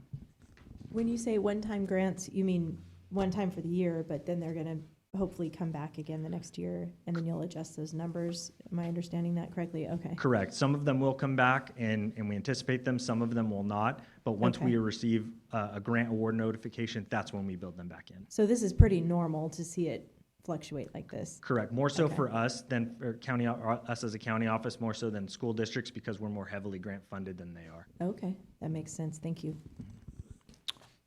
So on the next slide, I'll cover our other funds. So Charter School Fund represents the activities of Valley Oaks Charter School, and their revenue is projected to increase from 14 million up to 15, and that's primarily driven by the 2% COLA in the governor's proposed budget, as well as one-time discretionary block grants that have been built into that budget. Child Development Fund is primarily focused on child care provider payments. And again, revenue is decreasing by about 28 million, and that's a reflection of the state contracting the amount of slots that they've allocated to Kern County. It's not something that we're able to control, but we're reflecting our budget to acknowledge that reduction in slots. And our cafeteria fund is projecting to increase revenue from 3.4 to 3.8 million, so about a $400,000 increase. As I mentioned during the second interim presentation, their central kitchen is just about ready to go online. And because of that, we've also increased the number of contracts with the districts that we provide meals for, and this is really recognition of those additional contracts now in the budget. Now, looking at the expenditures for those same funds, so for the Charter School Fund, again, Valley Oaks, we're projecting expenditures to increase by $600,000. Again, staffing costs for step and column and the utilities and just general operational costs have been budgeted in to increase there. Our Child Development Fund, those expenditures, again, shrunk down based on we're seeing a reduced revenue based on the number of allocated slots. So we've now budgeted a reduced number of expenditures, and that would be really child care payments going to those providers. And lastly, Cafeteria Fund, we're seeing a decrease of $100,000 in expenses. Again, there were a lot of those getting ready operational expenses for the central kitchen. And now that those have already been purchased, we're expecting those to roll off in this next year, so a year-over-year decrease. So that's what I have in terms of figures and numbers. I do want to thank all the directors, secretaries, every department in the superintendent of schools office, because all this doesn't happen in fiscal services. We're working each and every day with all of our partners, and this report specifically started all the way back in January, and it's a big heavy lift, but again, it's aligned to all of our LCAP operational grants, all of our operational plans, and it's done so in a way that's compliant with the standards of State California for approval. Again, we'll continue to revise it. We'll see what the trailer bill language, again, materializes at and what the legislature approves. We'll continue to keep the board apprised of any of those changes. We will come back based on whatever I do see that's approved by the legislature, but we'll see first interim coming back. That's the first mid-year financial review. That's in December, and then second interim would be next March. So just a heads up on what's to come, but no action required tonight. Any other questions or comments from the board? At the spring barbecue, I got to talk to some of the cafeteria staff, and they were so excited about that central kitchen. Is that opening before next school year, or do you know when it opens? Yes, Dr. Mender, you may have more of an update on that one, but it's pretty close. Yeah, it'll be opening up in the next few weeks, and then they'll be fully on board. They're gonna get everything set up during the summer. They're still gonna be providing meals and such, but they're going to be full on board come fall. And we get to tour it, don't we? Yep. I was just Okay. going to ask that. Yes, thank you. Oh, thank you. Thank you, John, for that great update. You're welcome. And again, if we have any questions, we can contact you before our next board meeting, correct? Absolutely. Oh, thank you. We'll close the public hearing. And we'll now on to 4.24, approval of the resolution of Kern County Board of Education in support of Assembly Bill 89. Does anybody have any comments on that one?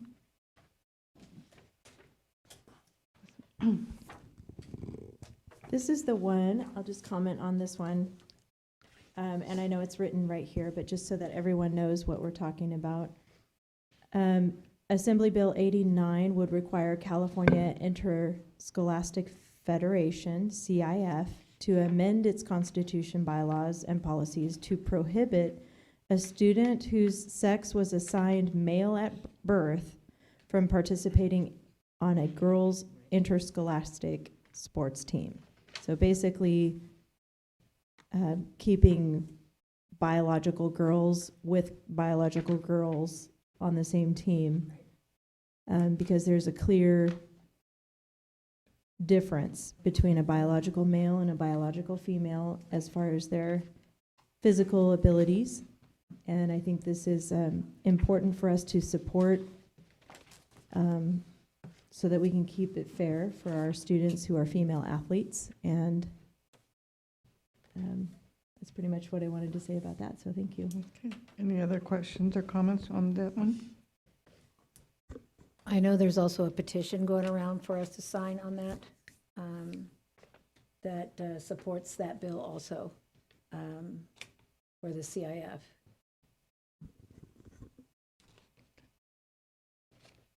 Do we have an emotion?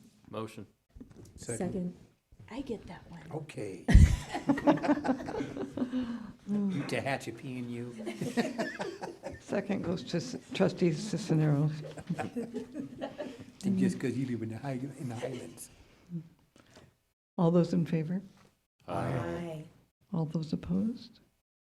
So ordered. Thank you.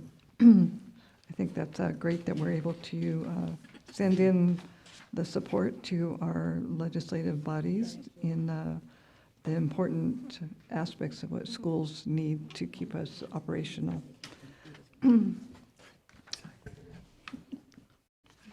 I don't know what's wrong with my voice. And then we have another resolution. It's support Senate Bill 414. And Dr. Mendenbrough, you want to expand on that one? You don't. Sure.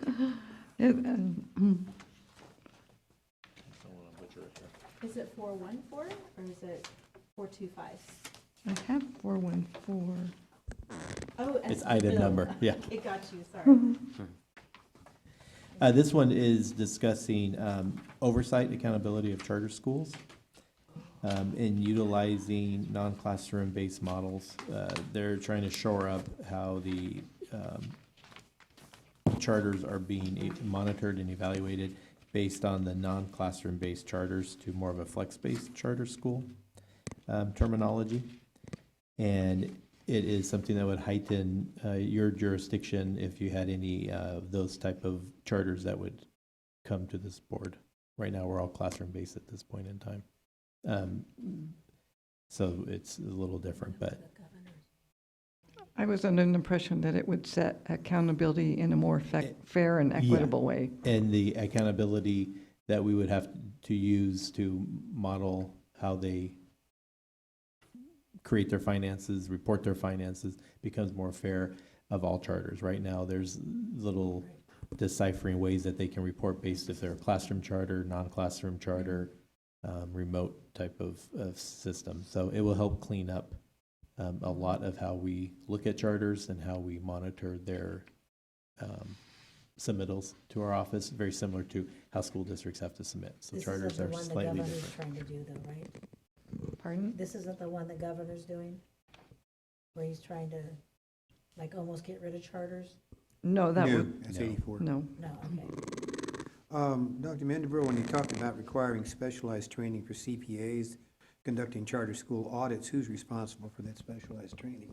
Is that a district basis, a district? No, the state's requiring, would require that charters have specialized training, because right now, they can hire any accounting firm who may not have an understanding of what really is required for educational.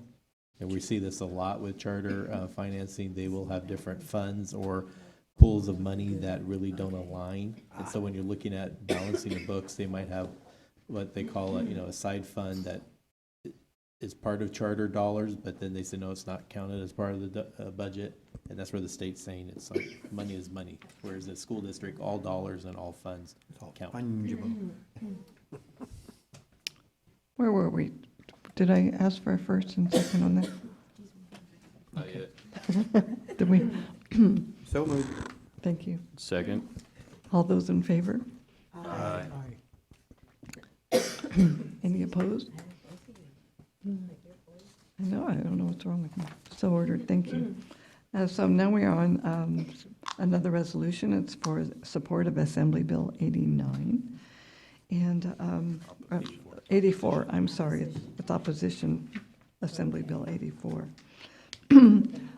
According to my research, that went into the suspense file yesterday.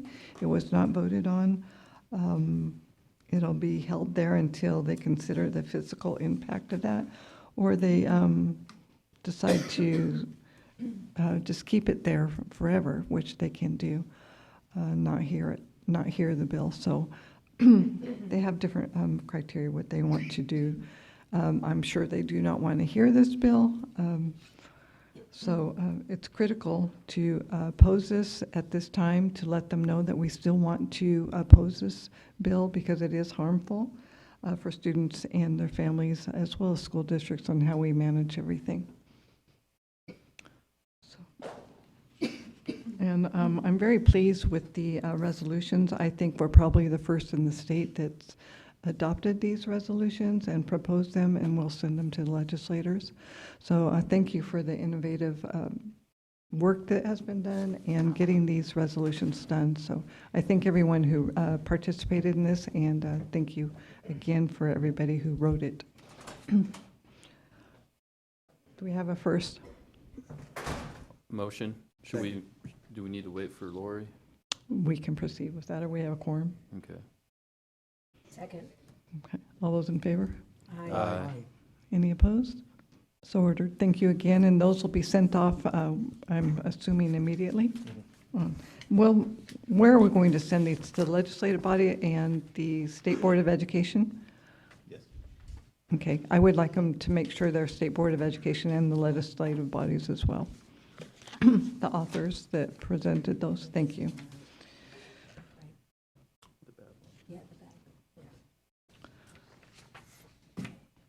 And where are we on now?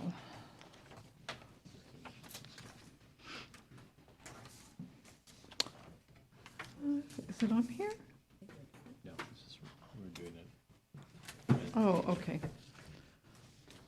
So now we have a special presentation for our student representative, Anania Valencia. You want to say anything, Anania, about your time here? Wait, can I take this off? Does it come off? Okay. Well, I can say without the mic. Okay, anyways. I really liked being here with you guys. It's like very fun. I don't talk as much because I'm not a very talkative person. I'm not very social either. But I really liked you guys like brought it out in me. And like, it was really fun being here and like seeing all like issues and how you guys go about it. I think it's really cool that you guys step up and like know what's right from wrong and like do something about it. So I was really happy to be here while you guys did that. It's really fun. Thank you. We enjoyed having you here. I think your presence here is positive, and I hope you take this experience with you and learn from it, and maybe come back and see us sometime. Yeah, well, for sure. Okay. So we do have a resolution to present to you, Dr. Mendebrough. You want to help us with this? If they come out here in the middle.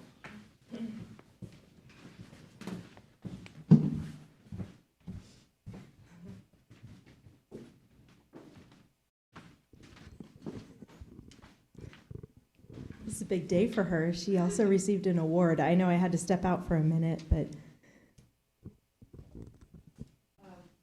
I've gotten to know her a little bit, and I got to know her story a little bit, and I'm very impressed with her capacity, her drive to succeed, and just be a special person that you are. So we wanted to recognize you and thank you again. The resolution recognizing and Anaya Valencia for her distinguished service as student representative of the Kern County Board of Education. Whereas Anaya Valencia has served with distinction as a student representative on the Kern County Board of Education, providing invaluable insight and representing the interests of prospective fellow students. And whereas her time as a student representative, Anaya Valencia demonstrated exceptional dedication, leadership, and commitment to the educational community, contributing to the betterment of programs affecting students across Kern County. And whereas Anaya Valencia has been a steadfast advocate for student voices, ensuring that the concerns and aspirations of our peers are heard and addressed by the board. And whereas her efforts have significantly enhanced the dialogue between students and the board members, fostering a collaborative and inclusive environment. And whereas Anaya Valencia has exemplified the values of service, community, and academic excellence, serving as a role model for her fellow students and an inspiration to the entire education community. Now, therefore, be it resolved that the Kern County Board of Education and the Kern County Superintendent Schools hereby express their deepest appreciation and heartfelt gratitude to Anaya Valencia for her outstanding service as a student representative. And be it further resolved that this resolution be executed as official minutes of the Kern County Board of Education, and then copy be presented to Anaya as a token of our esteem and recognition for her exceptional contributions, recognizing her exceptional contributions. Thank you so much.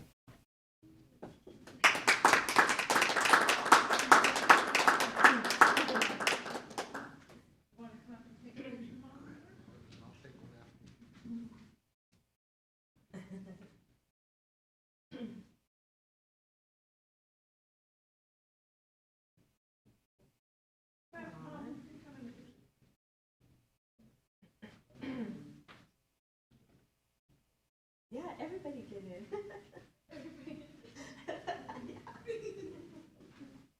Everybody does. I told him he's a lucky guy. Yeah.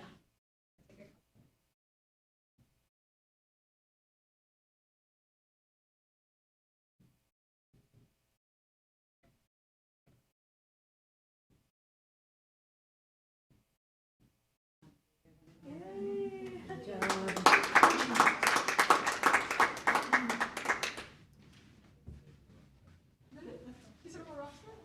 Aw. I apologize for stepping out. I just have a tickle.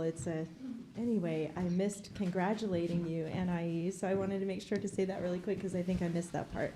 Not and- really. Oh, I didn't? Okay. Well, I'm proud of you, and it's been great to get to know you. Can I jump in and just? I just know you're going to go far in life. I know we got to, you shared some of your life experience with me and your mom, and just so proud of the progress that you've made in your life already, and you're just so respectful, and you have a drive about you that is going to take you far in life. So, and I just appreciated our talk the other day, and I just know you're gonna do well. And thank you for being here and for all that you've done for us by representing students. So thank you. Thank you. I really appreciate And it. when you do speak, you communicate well, which is a very, very important part of what your generation, this is going to be very, very helpful to have people like you of your generation out there talking to other folks. This kind of experience is, I mean, think of the discernment and possibly even the courage that you've gained by, being, elevating your profile to something like this. So good on you. Thank you. Well done. Best wishes to you, and come back, please, and see us. I will. I love it. Okay. Oh, good. Keep inspiring other students. Yes. All right, so we're going to be on report of county board now. She just received an award. Did I miss that earlier? Because today she received an award for perseverance, which is a perfect award for you. And so I was able to be there to see you receive that. So congratulations on that as well. You're welcome. Won't have any room left on her wall. Right? I know, right? That's awesome. Jose, trustee, do you have any report? Nothing to report. Well, I'm glad you're here. Thank you. Good to see you. Thank you. Trustee Cisneros, do you have a report? Yes, let's see. I talked to Dr. Mendebro a little bit about this, but I just had another question for you about the alt ed students that are, the goals for them are set by the district that they come from. What is the process to set those goals? Are the teachers involved and principal, like who all is involved in setting those goals? It depends on the student that's being referred. Okay. If they're expelled, then there's some criteria that the expulsion team at the district sets in order to return to the district. They have to have proven that they've met all those. Okay. And then the board has to take action to re-enter that student. If they come to us because of parent request, then that's different. That's usually between the school and us just letting them know where they're at. And then as Desiree was talking about, then they could kind of continue building their credit recovery or wherever they're coming to us for. If they're here based through probation, then it's established based on the academics of what they need at that time.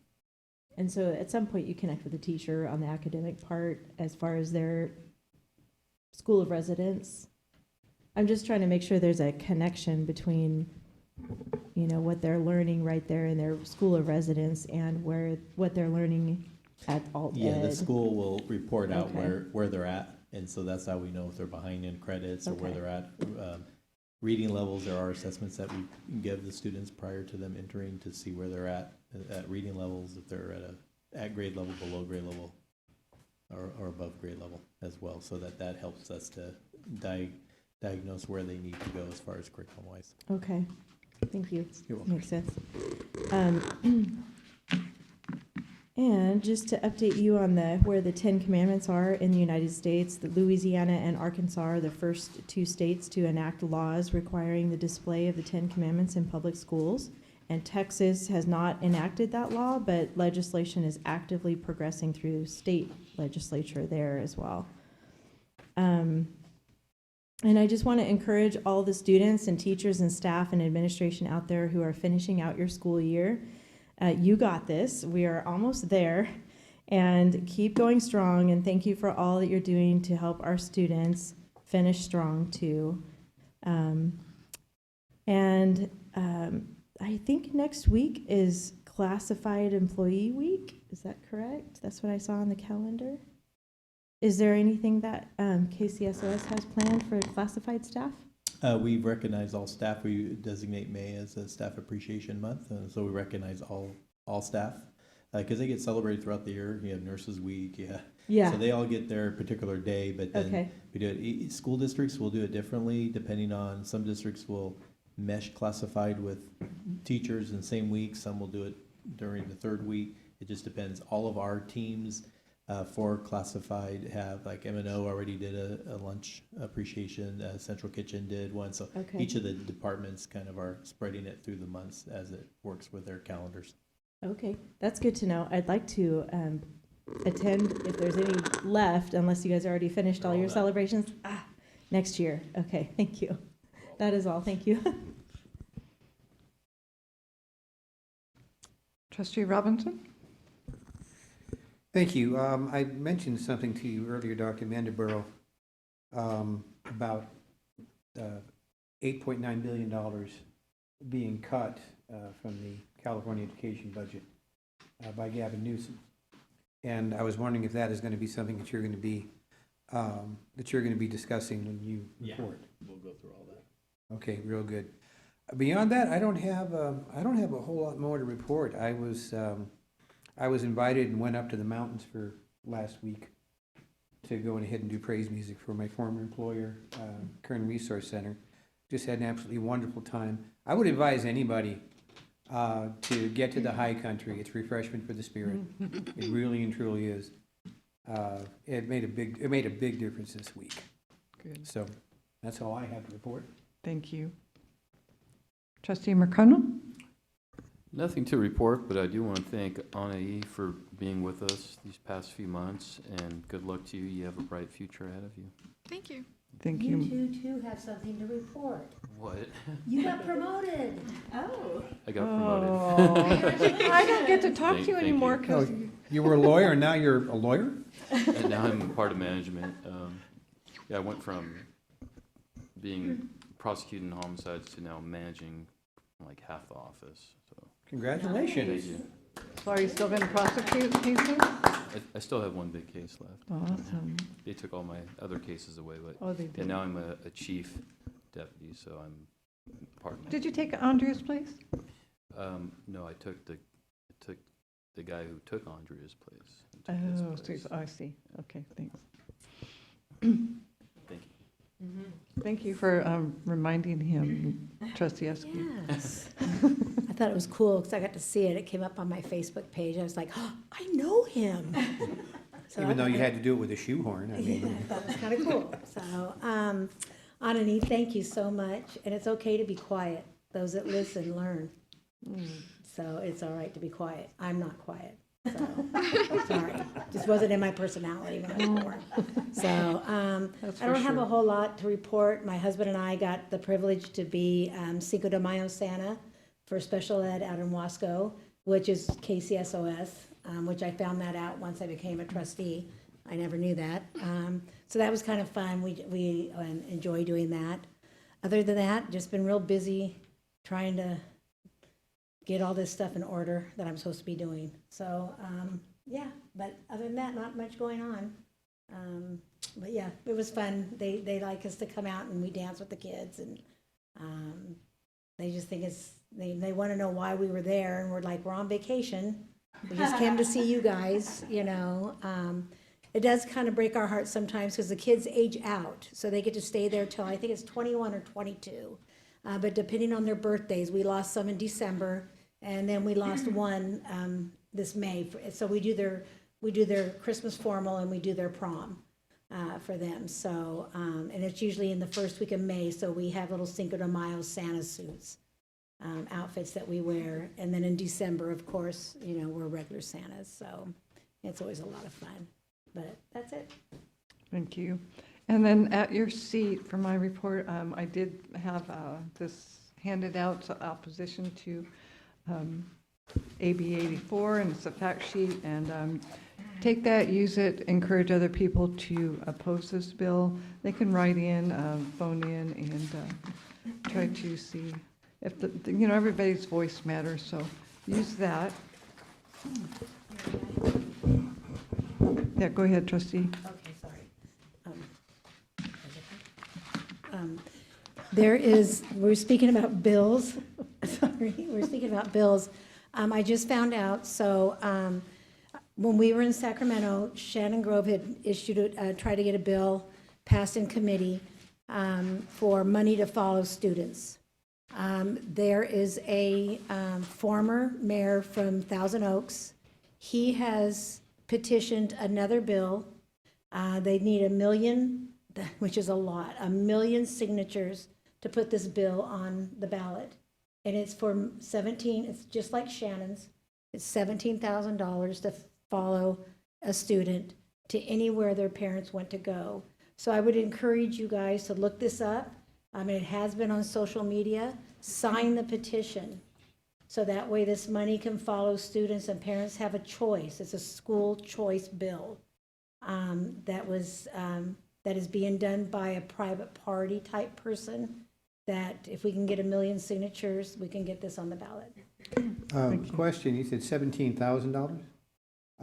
How much is because my understanding is that California allows a total of 26,000 federal Correct. and state funding. How much of Correct. how much of the 17,000 is actually coming from the state? That will be coming from the state. That money, 17,000, they want to take 17 out of the 26. Okay, So, and see, that's a win-win. So It not- is. Not all of it. So when Shannon proposed that in Sacramento, they shot it down in committee. Committee said no. Because of course, they just want the control. well, that's the CTA, I think. Right, correct. So this is being proposed by a former mayor of Thousand Oaks. Thank you. Good. So please, look it I up. shall sign it.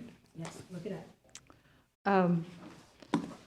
On a Stacker report, which I had never seen before, it lists the best public schools in the Metro Bakersfield area. And it lists the schools in relation to academics, culture, sports, clubs, activities, resources, and parental involvement. And I want to congratulate the 5 schools that were on the list. 2 of them that we run here in Kern County Superintendent Schools. So I was very proud of that. Number 5 is Wonderful College Prep Academy. Number 4 is Centennial High School. Number 3 is Valley Oaks. Number 2 is Liberty High School. And number 1 is Stockdale High School. So I just want, isn't that cool? I wanted everybody to be aware of that came out. My granddaughter Brooke, I have to brag about her. She's super intelligent and goes to Discovery School. She wrote a book in her classroom, and only a few kids were picked out of the whole district, and she was picked for her story to be published. And when they make cartoons and what do you call that? Graphic novel. Graphic, yes. And so a student from high school actually did that for her book. And so they had a presentation for that last month, and it was so exciting. So I wanted to brag on her. I told her I would mention it. Let's see. There is a county board conference coming up for all board members, and it's from CSBA. It's in Monterey. It's September 5th through the 7th. So if you don't know about that, you can register for that. They're usually great times because you're able to meet a lot of the county board members up and down the state, and you can always brag about Kern County being one of the places that is the best county in California. Years ago, I went over there and was with Dr. Kelly Blanton, and we got reined in. The area is so bad, we had to stay there a week. It was kind of fun.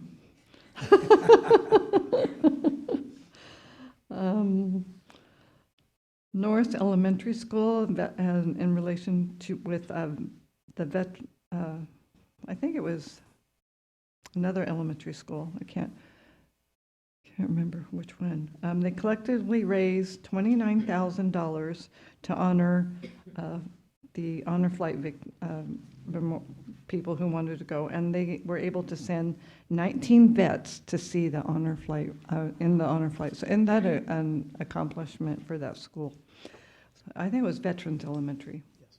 So I wanted to mention that, and Lori and I, Trustee Cisneros and I, and Trustee Valencia, your trustee, student representative, we all went to the barbecue, and we had a great time. The Kern County Superintendent of Schools did a fabulous job putting that together. We learned what works, what doesn't work. It's our first one, and we did make a little video. Do we have that video? Okay. Thank you for the production team on coming out there making this. Today we're having a spring barbecue for the students and their families and staff at Blanton School. Just a time to just cheer them on and to see them again from the Thanksgiving meal that we had in November, and to just connect with them again and encourage them to finish out the year strong. What grade are you with? 8th grade? special ed students, they don't always get the chance to experience the things found in traditional schools. So let's develop something that's going to give them a sense of pride and community. It's going to enhance the parent-child relationship, and they can take this and develop positive goals for the rest of their life. We can't do this on our own. We need that parent partnership, and these opportunities like this allow us to engage with parents. And we have quite a bit of partners. You know, we have Stay Focused Ministries out here, Bakersfield Police Department, of course our kitchen staff.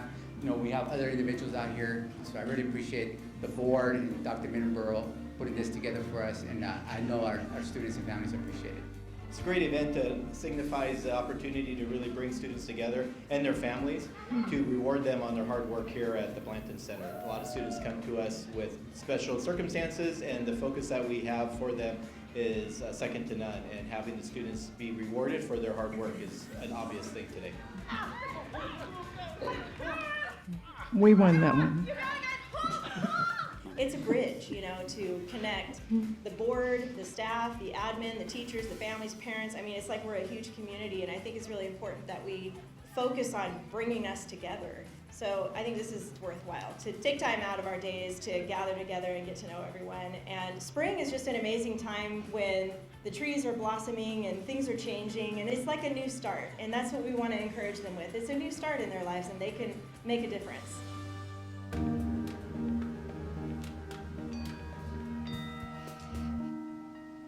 It was fun. Our side won the first round of tug of war, I'm just saying. I changed sides because I wanted to win. But Ed and I was there, and so you're in our video. I love it. And it was such a great time. It was a really relaxing time. I think we learned what we need to do better for next year. This is our first annual, and some of the kids really, really enjoyed it and had a good time, as you could see. Some were a little apprehensive of having something like that in an event, and I understand why, based upon their background and talking to some of the students. So I think it is a bridge, wound healer making a type of event, and I think we're going to make some positive strides in Kern County putting this on again. One of the things that I want to do is also do a presentation at CSBA conference in December. So our production team is making a detailed video on both the Thanksgiving dinner and this event. And we're hoping to be picked and do a presentation about how proud we are to serve the alt-ed students in our community and bridge the gap by bringing together families, students, the teachers, staff, probation, our kitchen staff who did a phenomenal job, to show the kids how many people really do care about them in the community. So I think it's a wonderful event. Thank you so much to everyone who participated. I can't thank you enough.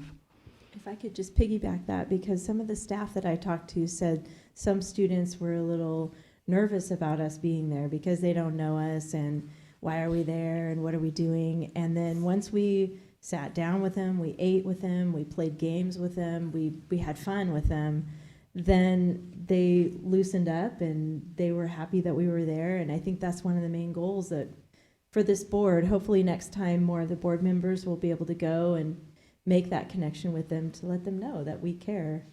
So just wanted to And we throw do. that I out too. think the ones that were there kind of realized that. And Yeah. We also went to, Lori and I went to the Aurora Mary Blanton opening celebration, and it was a kick in the pants to see so many people that I haven't been able to see and to interact with them. It was a great day, a great turnout. We were able to participate in the ribbon cutting, and there's a funny picture online with that. We were able to tour the center, which is phenomenal, and serve the students. As a social worker who used to go to that place years ago and do interviews with children and staff and do IEPs and things that social workers would do, I was always so sad to see how small it was and how confined those students were in such a small space and what the staff had to work with. So the vision of the Kern County Superintendent Schools to make that a site that serves students well, serves the staff well, has been phenomenal. I'm glad to see that the resources are there to serve those students who have the special needs and require so much more than the traditional schools. And we were able to interact with some of the students, and you could see that they're thriving. They're a much better environment than it used to be. So I'm thankful for that. I think that's all I have, except to say congratulations again to Anna and I. And again, we're going to miss you, and it's hard to find students like you. So thank you again.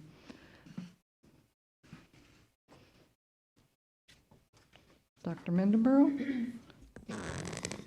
Thank you. I'm going to go over a May revise presentation, and I will also put this in your, we finished it like right before.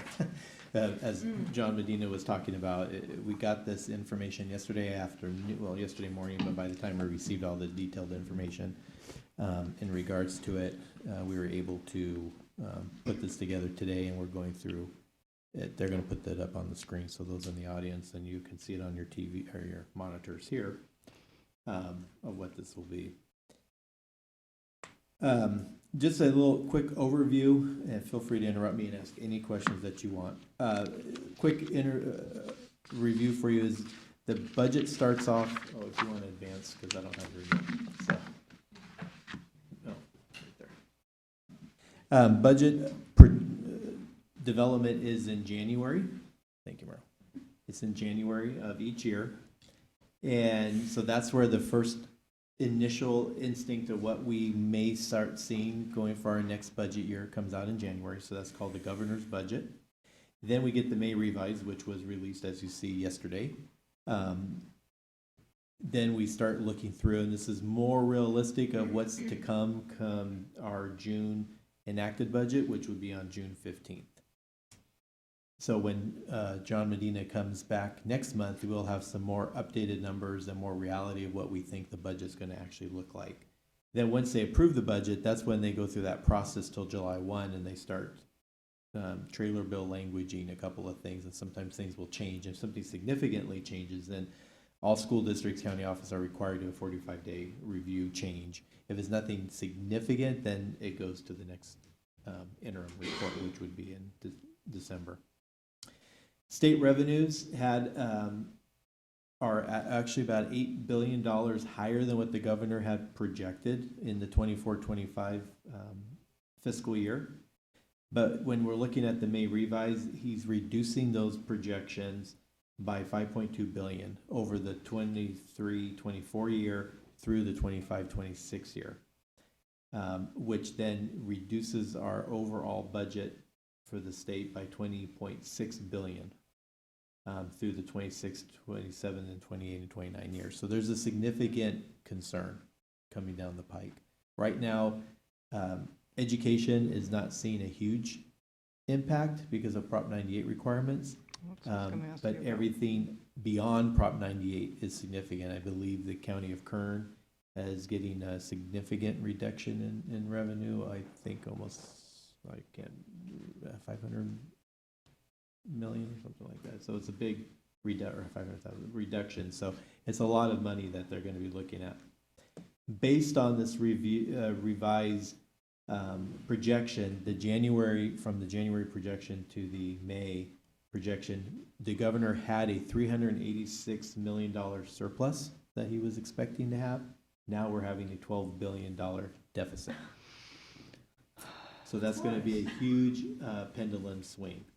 So where does this come? And this comes to Trustee Robinson's question in regards to the 8.9. Can you, before you go on, Yeah. Dr. Mendenborough, can you briefly explain what Proposition 98 Sure. is? So Prop 98 guarantee, the state, under the Constitution of the state of California, requires that 40% of all revenue must be spent on education. The 60% remaining goes to everything else. Prop 98 guarantees that. It was a proposition that was passed a long time ago that required the state to provide a Prop 98 guarantee, meaning that they cannot give anything less than they gave the year prior. There's been variations throughout the years that they can suspend Prop 98, meaning that Prop 98 gets suspended and the state's not obligated to pay the districts the dollars in which they're required to receive. A lot of times they would say you're going to get paid back, and then that gets built into some future like true-up amount down the road. In 2008 and 2009, that's when we saw the recession in California. Prop 98 was suspended, and a lot of money was taken away from schools with the promise that it would be restored one day. That's when the LCFF came into play, and Governor Brown at the time required that not only do you require the minimum, which was based on 2012's funding at the time, then you get that add-on until you're trued up. Now we're all supposedly trued up. So that's what the Prop 98 guarantee requires, is a voter-approved requirement that establishes that education will always get the money in which they are required to receive. They are still talking about possibly suspending Prop 98 going into next year so that they can make some adjustments, but that's nothing that's guaranteed at this point in time. Trustee Robinson asked about an $8.9 million change, and this is why it's happening. Prior to, in the governor's budget, he proposed a $4.6 billion budget increase over last year. Mm-hmm. And then now with the Prop 98 guarantee with the May revise, it is a $4.3 billion reduction compared to what was there. So that's where you get that $8 billion swing, because it was up by 4 and now reduced by 4. And there was also, in addition to that, there was, I think, $2.9 billion that was cut from Medicaid. Yes. And I forget what else, something in the $4 billion range that was cut. Yeah, there's some significant dollars. Higher education, meaning four-year universities, are getting some major cuts. They are not part of the education Prop 98 guarantee. Prop 98 is for TK all the way to junior college. They receive some of the dollars. So that's where that is. So when you hear higher ed getting some reductions, that is reality. It was They about $700 million. Yeah, from what they're I getting understand. some reductions that do not right now impact education. The Prop 98 rainy day fund that was put into place under Governor Brown to ensure that we would have a rainy day fund in case of bad years. You can see over, starting from the January budget, as was asked earlier, there's that $8.4 billion. It was in the account, but you can see it's being used throughout last year and going into next year. Based on projections, it's going to have a zero balance by the end of 25-26 school year or fiscal year. So that means there will be no dollars going into 26-27 if the state revenues do not increase. The governor is still committed to the discretionary block grants that you've been hearing about. He did reduce the proposal from $1.8 billion to $1.7 billion. This will be designed to help districts utilize these dollars however they see fit. This can offset employee salaries or health and welfare, offset any litigation that the districts are dealing with by purchasing of materials, professional development, and so forth. They're also looking at giving some dollars in regards to professional development, ELA, and math frameworks. There is a new math framework coming out. On the side note, the Kern County Superintendent of Schools was awarded a $30 million grant to oversee and help guide the math framework throughout the state of California. So we are the lead for 11 counties, and Kern County Superintendent of Schools received that. We just got notification yesterday. Wow. All right. So our team will be working with 11 counties to ensure that they adopt the true correct frameworks for their counties, and then provide the trainings and all of that will go with it. We already had that in place for our county. We were already working with school districts. This will just continue with that as well. There also is some dollars to help improve teacher recruitment and retention efforts. As you know, it's hard to get teachers in today's world for whatever reason. There's a slew of reasons, but there are some dollars to help with that, improving that recruitment. Additional proposals that are being looked at as of yesterday with the May revise is literacy instruction, looking at providing $200 million to support implementation and professional development in that area. TK add-on, this is for those students who are before kindergarten. They're adding and reducing the age requirement. They can come to school earlier. They're looking at adding an additional $5,500 per ADA to support full implementation of TK. That is to help districts add classroom space and teachers. So it's not a whole lot of money, but it is something for districts. The ratio for TK is looking to stay remaining. Right now it's 12-1. The governor is wanting it at 10-1 going into next year. That's where the stipend, or this add-on. There's also a student teacher stipend program for $100 million to support student teachers. If it goes through, the Department of Finance has added, and was unbeknownst to us at the time, but it's in the trailer language that the student teacher stipend program would be administered through the Kern County Superintendent Schools Office and would be the pinpoint for the entire state of California to ensure these dollars are spent correctly. So we'll see. We don't know. We saw our name in it, and everyone texted me and said, "Did you ask for this?" And I said, "No." So we'll see. What we've heard is that the Department of Finance entrusts the Kern County Superintendent Schools Office for their financial stability over all the times. We have a lot of student teachers within the Central Valley, and they felt that this, if it goes through as they're hoping, then we will be administering that as well. It could change. We'll see, but as of right now, it says Kern County Superintendent Schools. LCFF COLA is $2.1 billion over to cover 2.3% increase. So we're looking at a 2.3% COLA, which is a reduction from 2.4. There was so we slightly reduced it. How everyone's going to pay for this, we're still up in the air with it because the revenues are not where they're supposed to be. So we'll see with the June budget if we're going to keep that or not. Okay.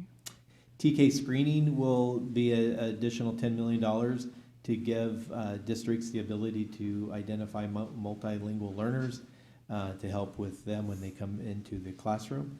There's the $600 million to expand kitchen infrastructure and training to help enhance the continued efforts for freshly prepared meals to our schools. And then the literacy and math coaches, the state is really focused on providing literacy and math coaches to school districts throughout the state of California. We have a similar model currently in place here. Cole kind of alluded to it. Dr. Sampson last month or month before, he was talking about the services that we provide to districts. This would be a continuation and expansion of that throughout the state. Also, $30 million to support the Special Olympics in Northern and Southern California to focus on that for our students.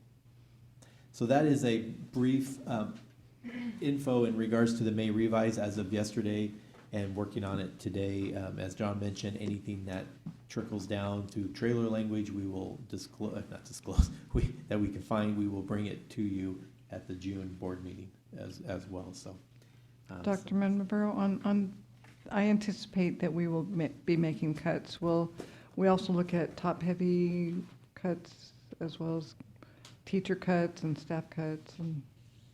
yeah, as of right now, there are no projected reductions based on the budget that we see. But we have contingency plans in place. All of our divisions and departments have contingency plans in place. We also have been working with our districts to ensure that they have contingency plans in place. Some of the reductions that you're seeing out there are due to decline in enrollment for some of our school districts. So they go through a normal March 15th layoff. And so some districts have over-notified staff based on that because they're just not sure where the enrollment's gonna be. And they have until the end of this month to retract any of those at this time. But right now, our office doesn't have any layoffs. We're not filling any open positions if they're not required or needed at this point in time. And we're holding off on that until we know more clarity on the budget. Thank you. In relation to that, the CSBA is holding a webinar providing a deeper dive into this May revise, and that is on Monday, May 19th at 11 a.m. So you're more than welcome to join CSBA by a webinar to discuss this proposal, and especially on regards to Prop 98. You said it was 11 a.m.? Yes. I'll send it to Merrill, and then she could send it out. How does the public, if they want to, is it open to the Oh, public? yeah, it's open. Do they just go to their website to find the link? Okay. Mhm. CSBA. CSBA.org. I'm assuming, I'll send out the website to Merrill. Any other questions in regards, if you have any questions afterwards, just feel free to email me or send a message, and I'll be happy to answer. A couple of last items was the barbecue was a huge success. I want to thank both Mary and Lori for working with the team here at KCSOS to put that on. It was superb. I want to also remind you that we have the Alt Ed graduation coming up on May 31st. That will be over at Valley Oaks off of Chester. If you are attending, please let Merrill know so that we can have a seat for you up there. I believe, Lori, you're doing a speech, is it correct? Yes, thank you. And so for the new board members, it is a phenomenal event to see you. Will be up there and you get to shake all the hands of the students that come across the stage. It's a really, really nice ceremony, and seeing those students complete. Where are we having it this year? It'll be at the Valley Oaks Okay. campus the same time. What time is it again? We'll send you all that information and details so that you're aware. I think it starts at 9, I believe. Yeah, this year I'll get the time right. You have to come, but we'll get you the right time, because last year I don't blame you, I was on the same boat, so.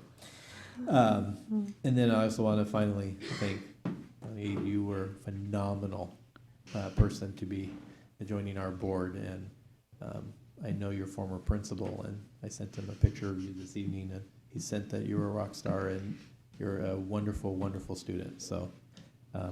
I think you can hear from the board, we're all very appreciative of your time. You are going to go far. No matter what you do, you're going to go far. Remember us little people when you get very famous out there. She wants to go to be in medicine, so. And if you don't go far, it's all your fault. So we wish you nothing but the best. You are phenomenal and really enjoyed having you on the board. And as Trustee Little said, please come back, okay? Thank you. Okay. It's a truth bomb. So, anything else from any board members? Don't hear anything, so our next scheduled board meeting is on June 10th, and we are adjourned. Thank you.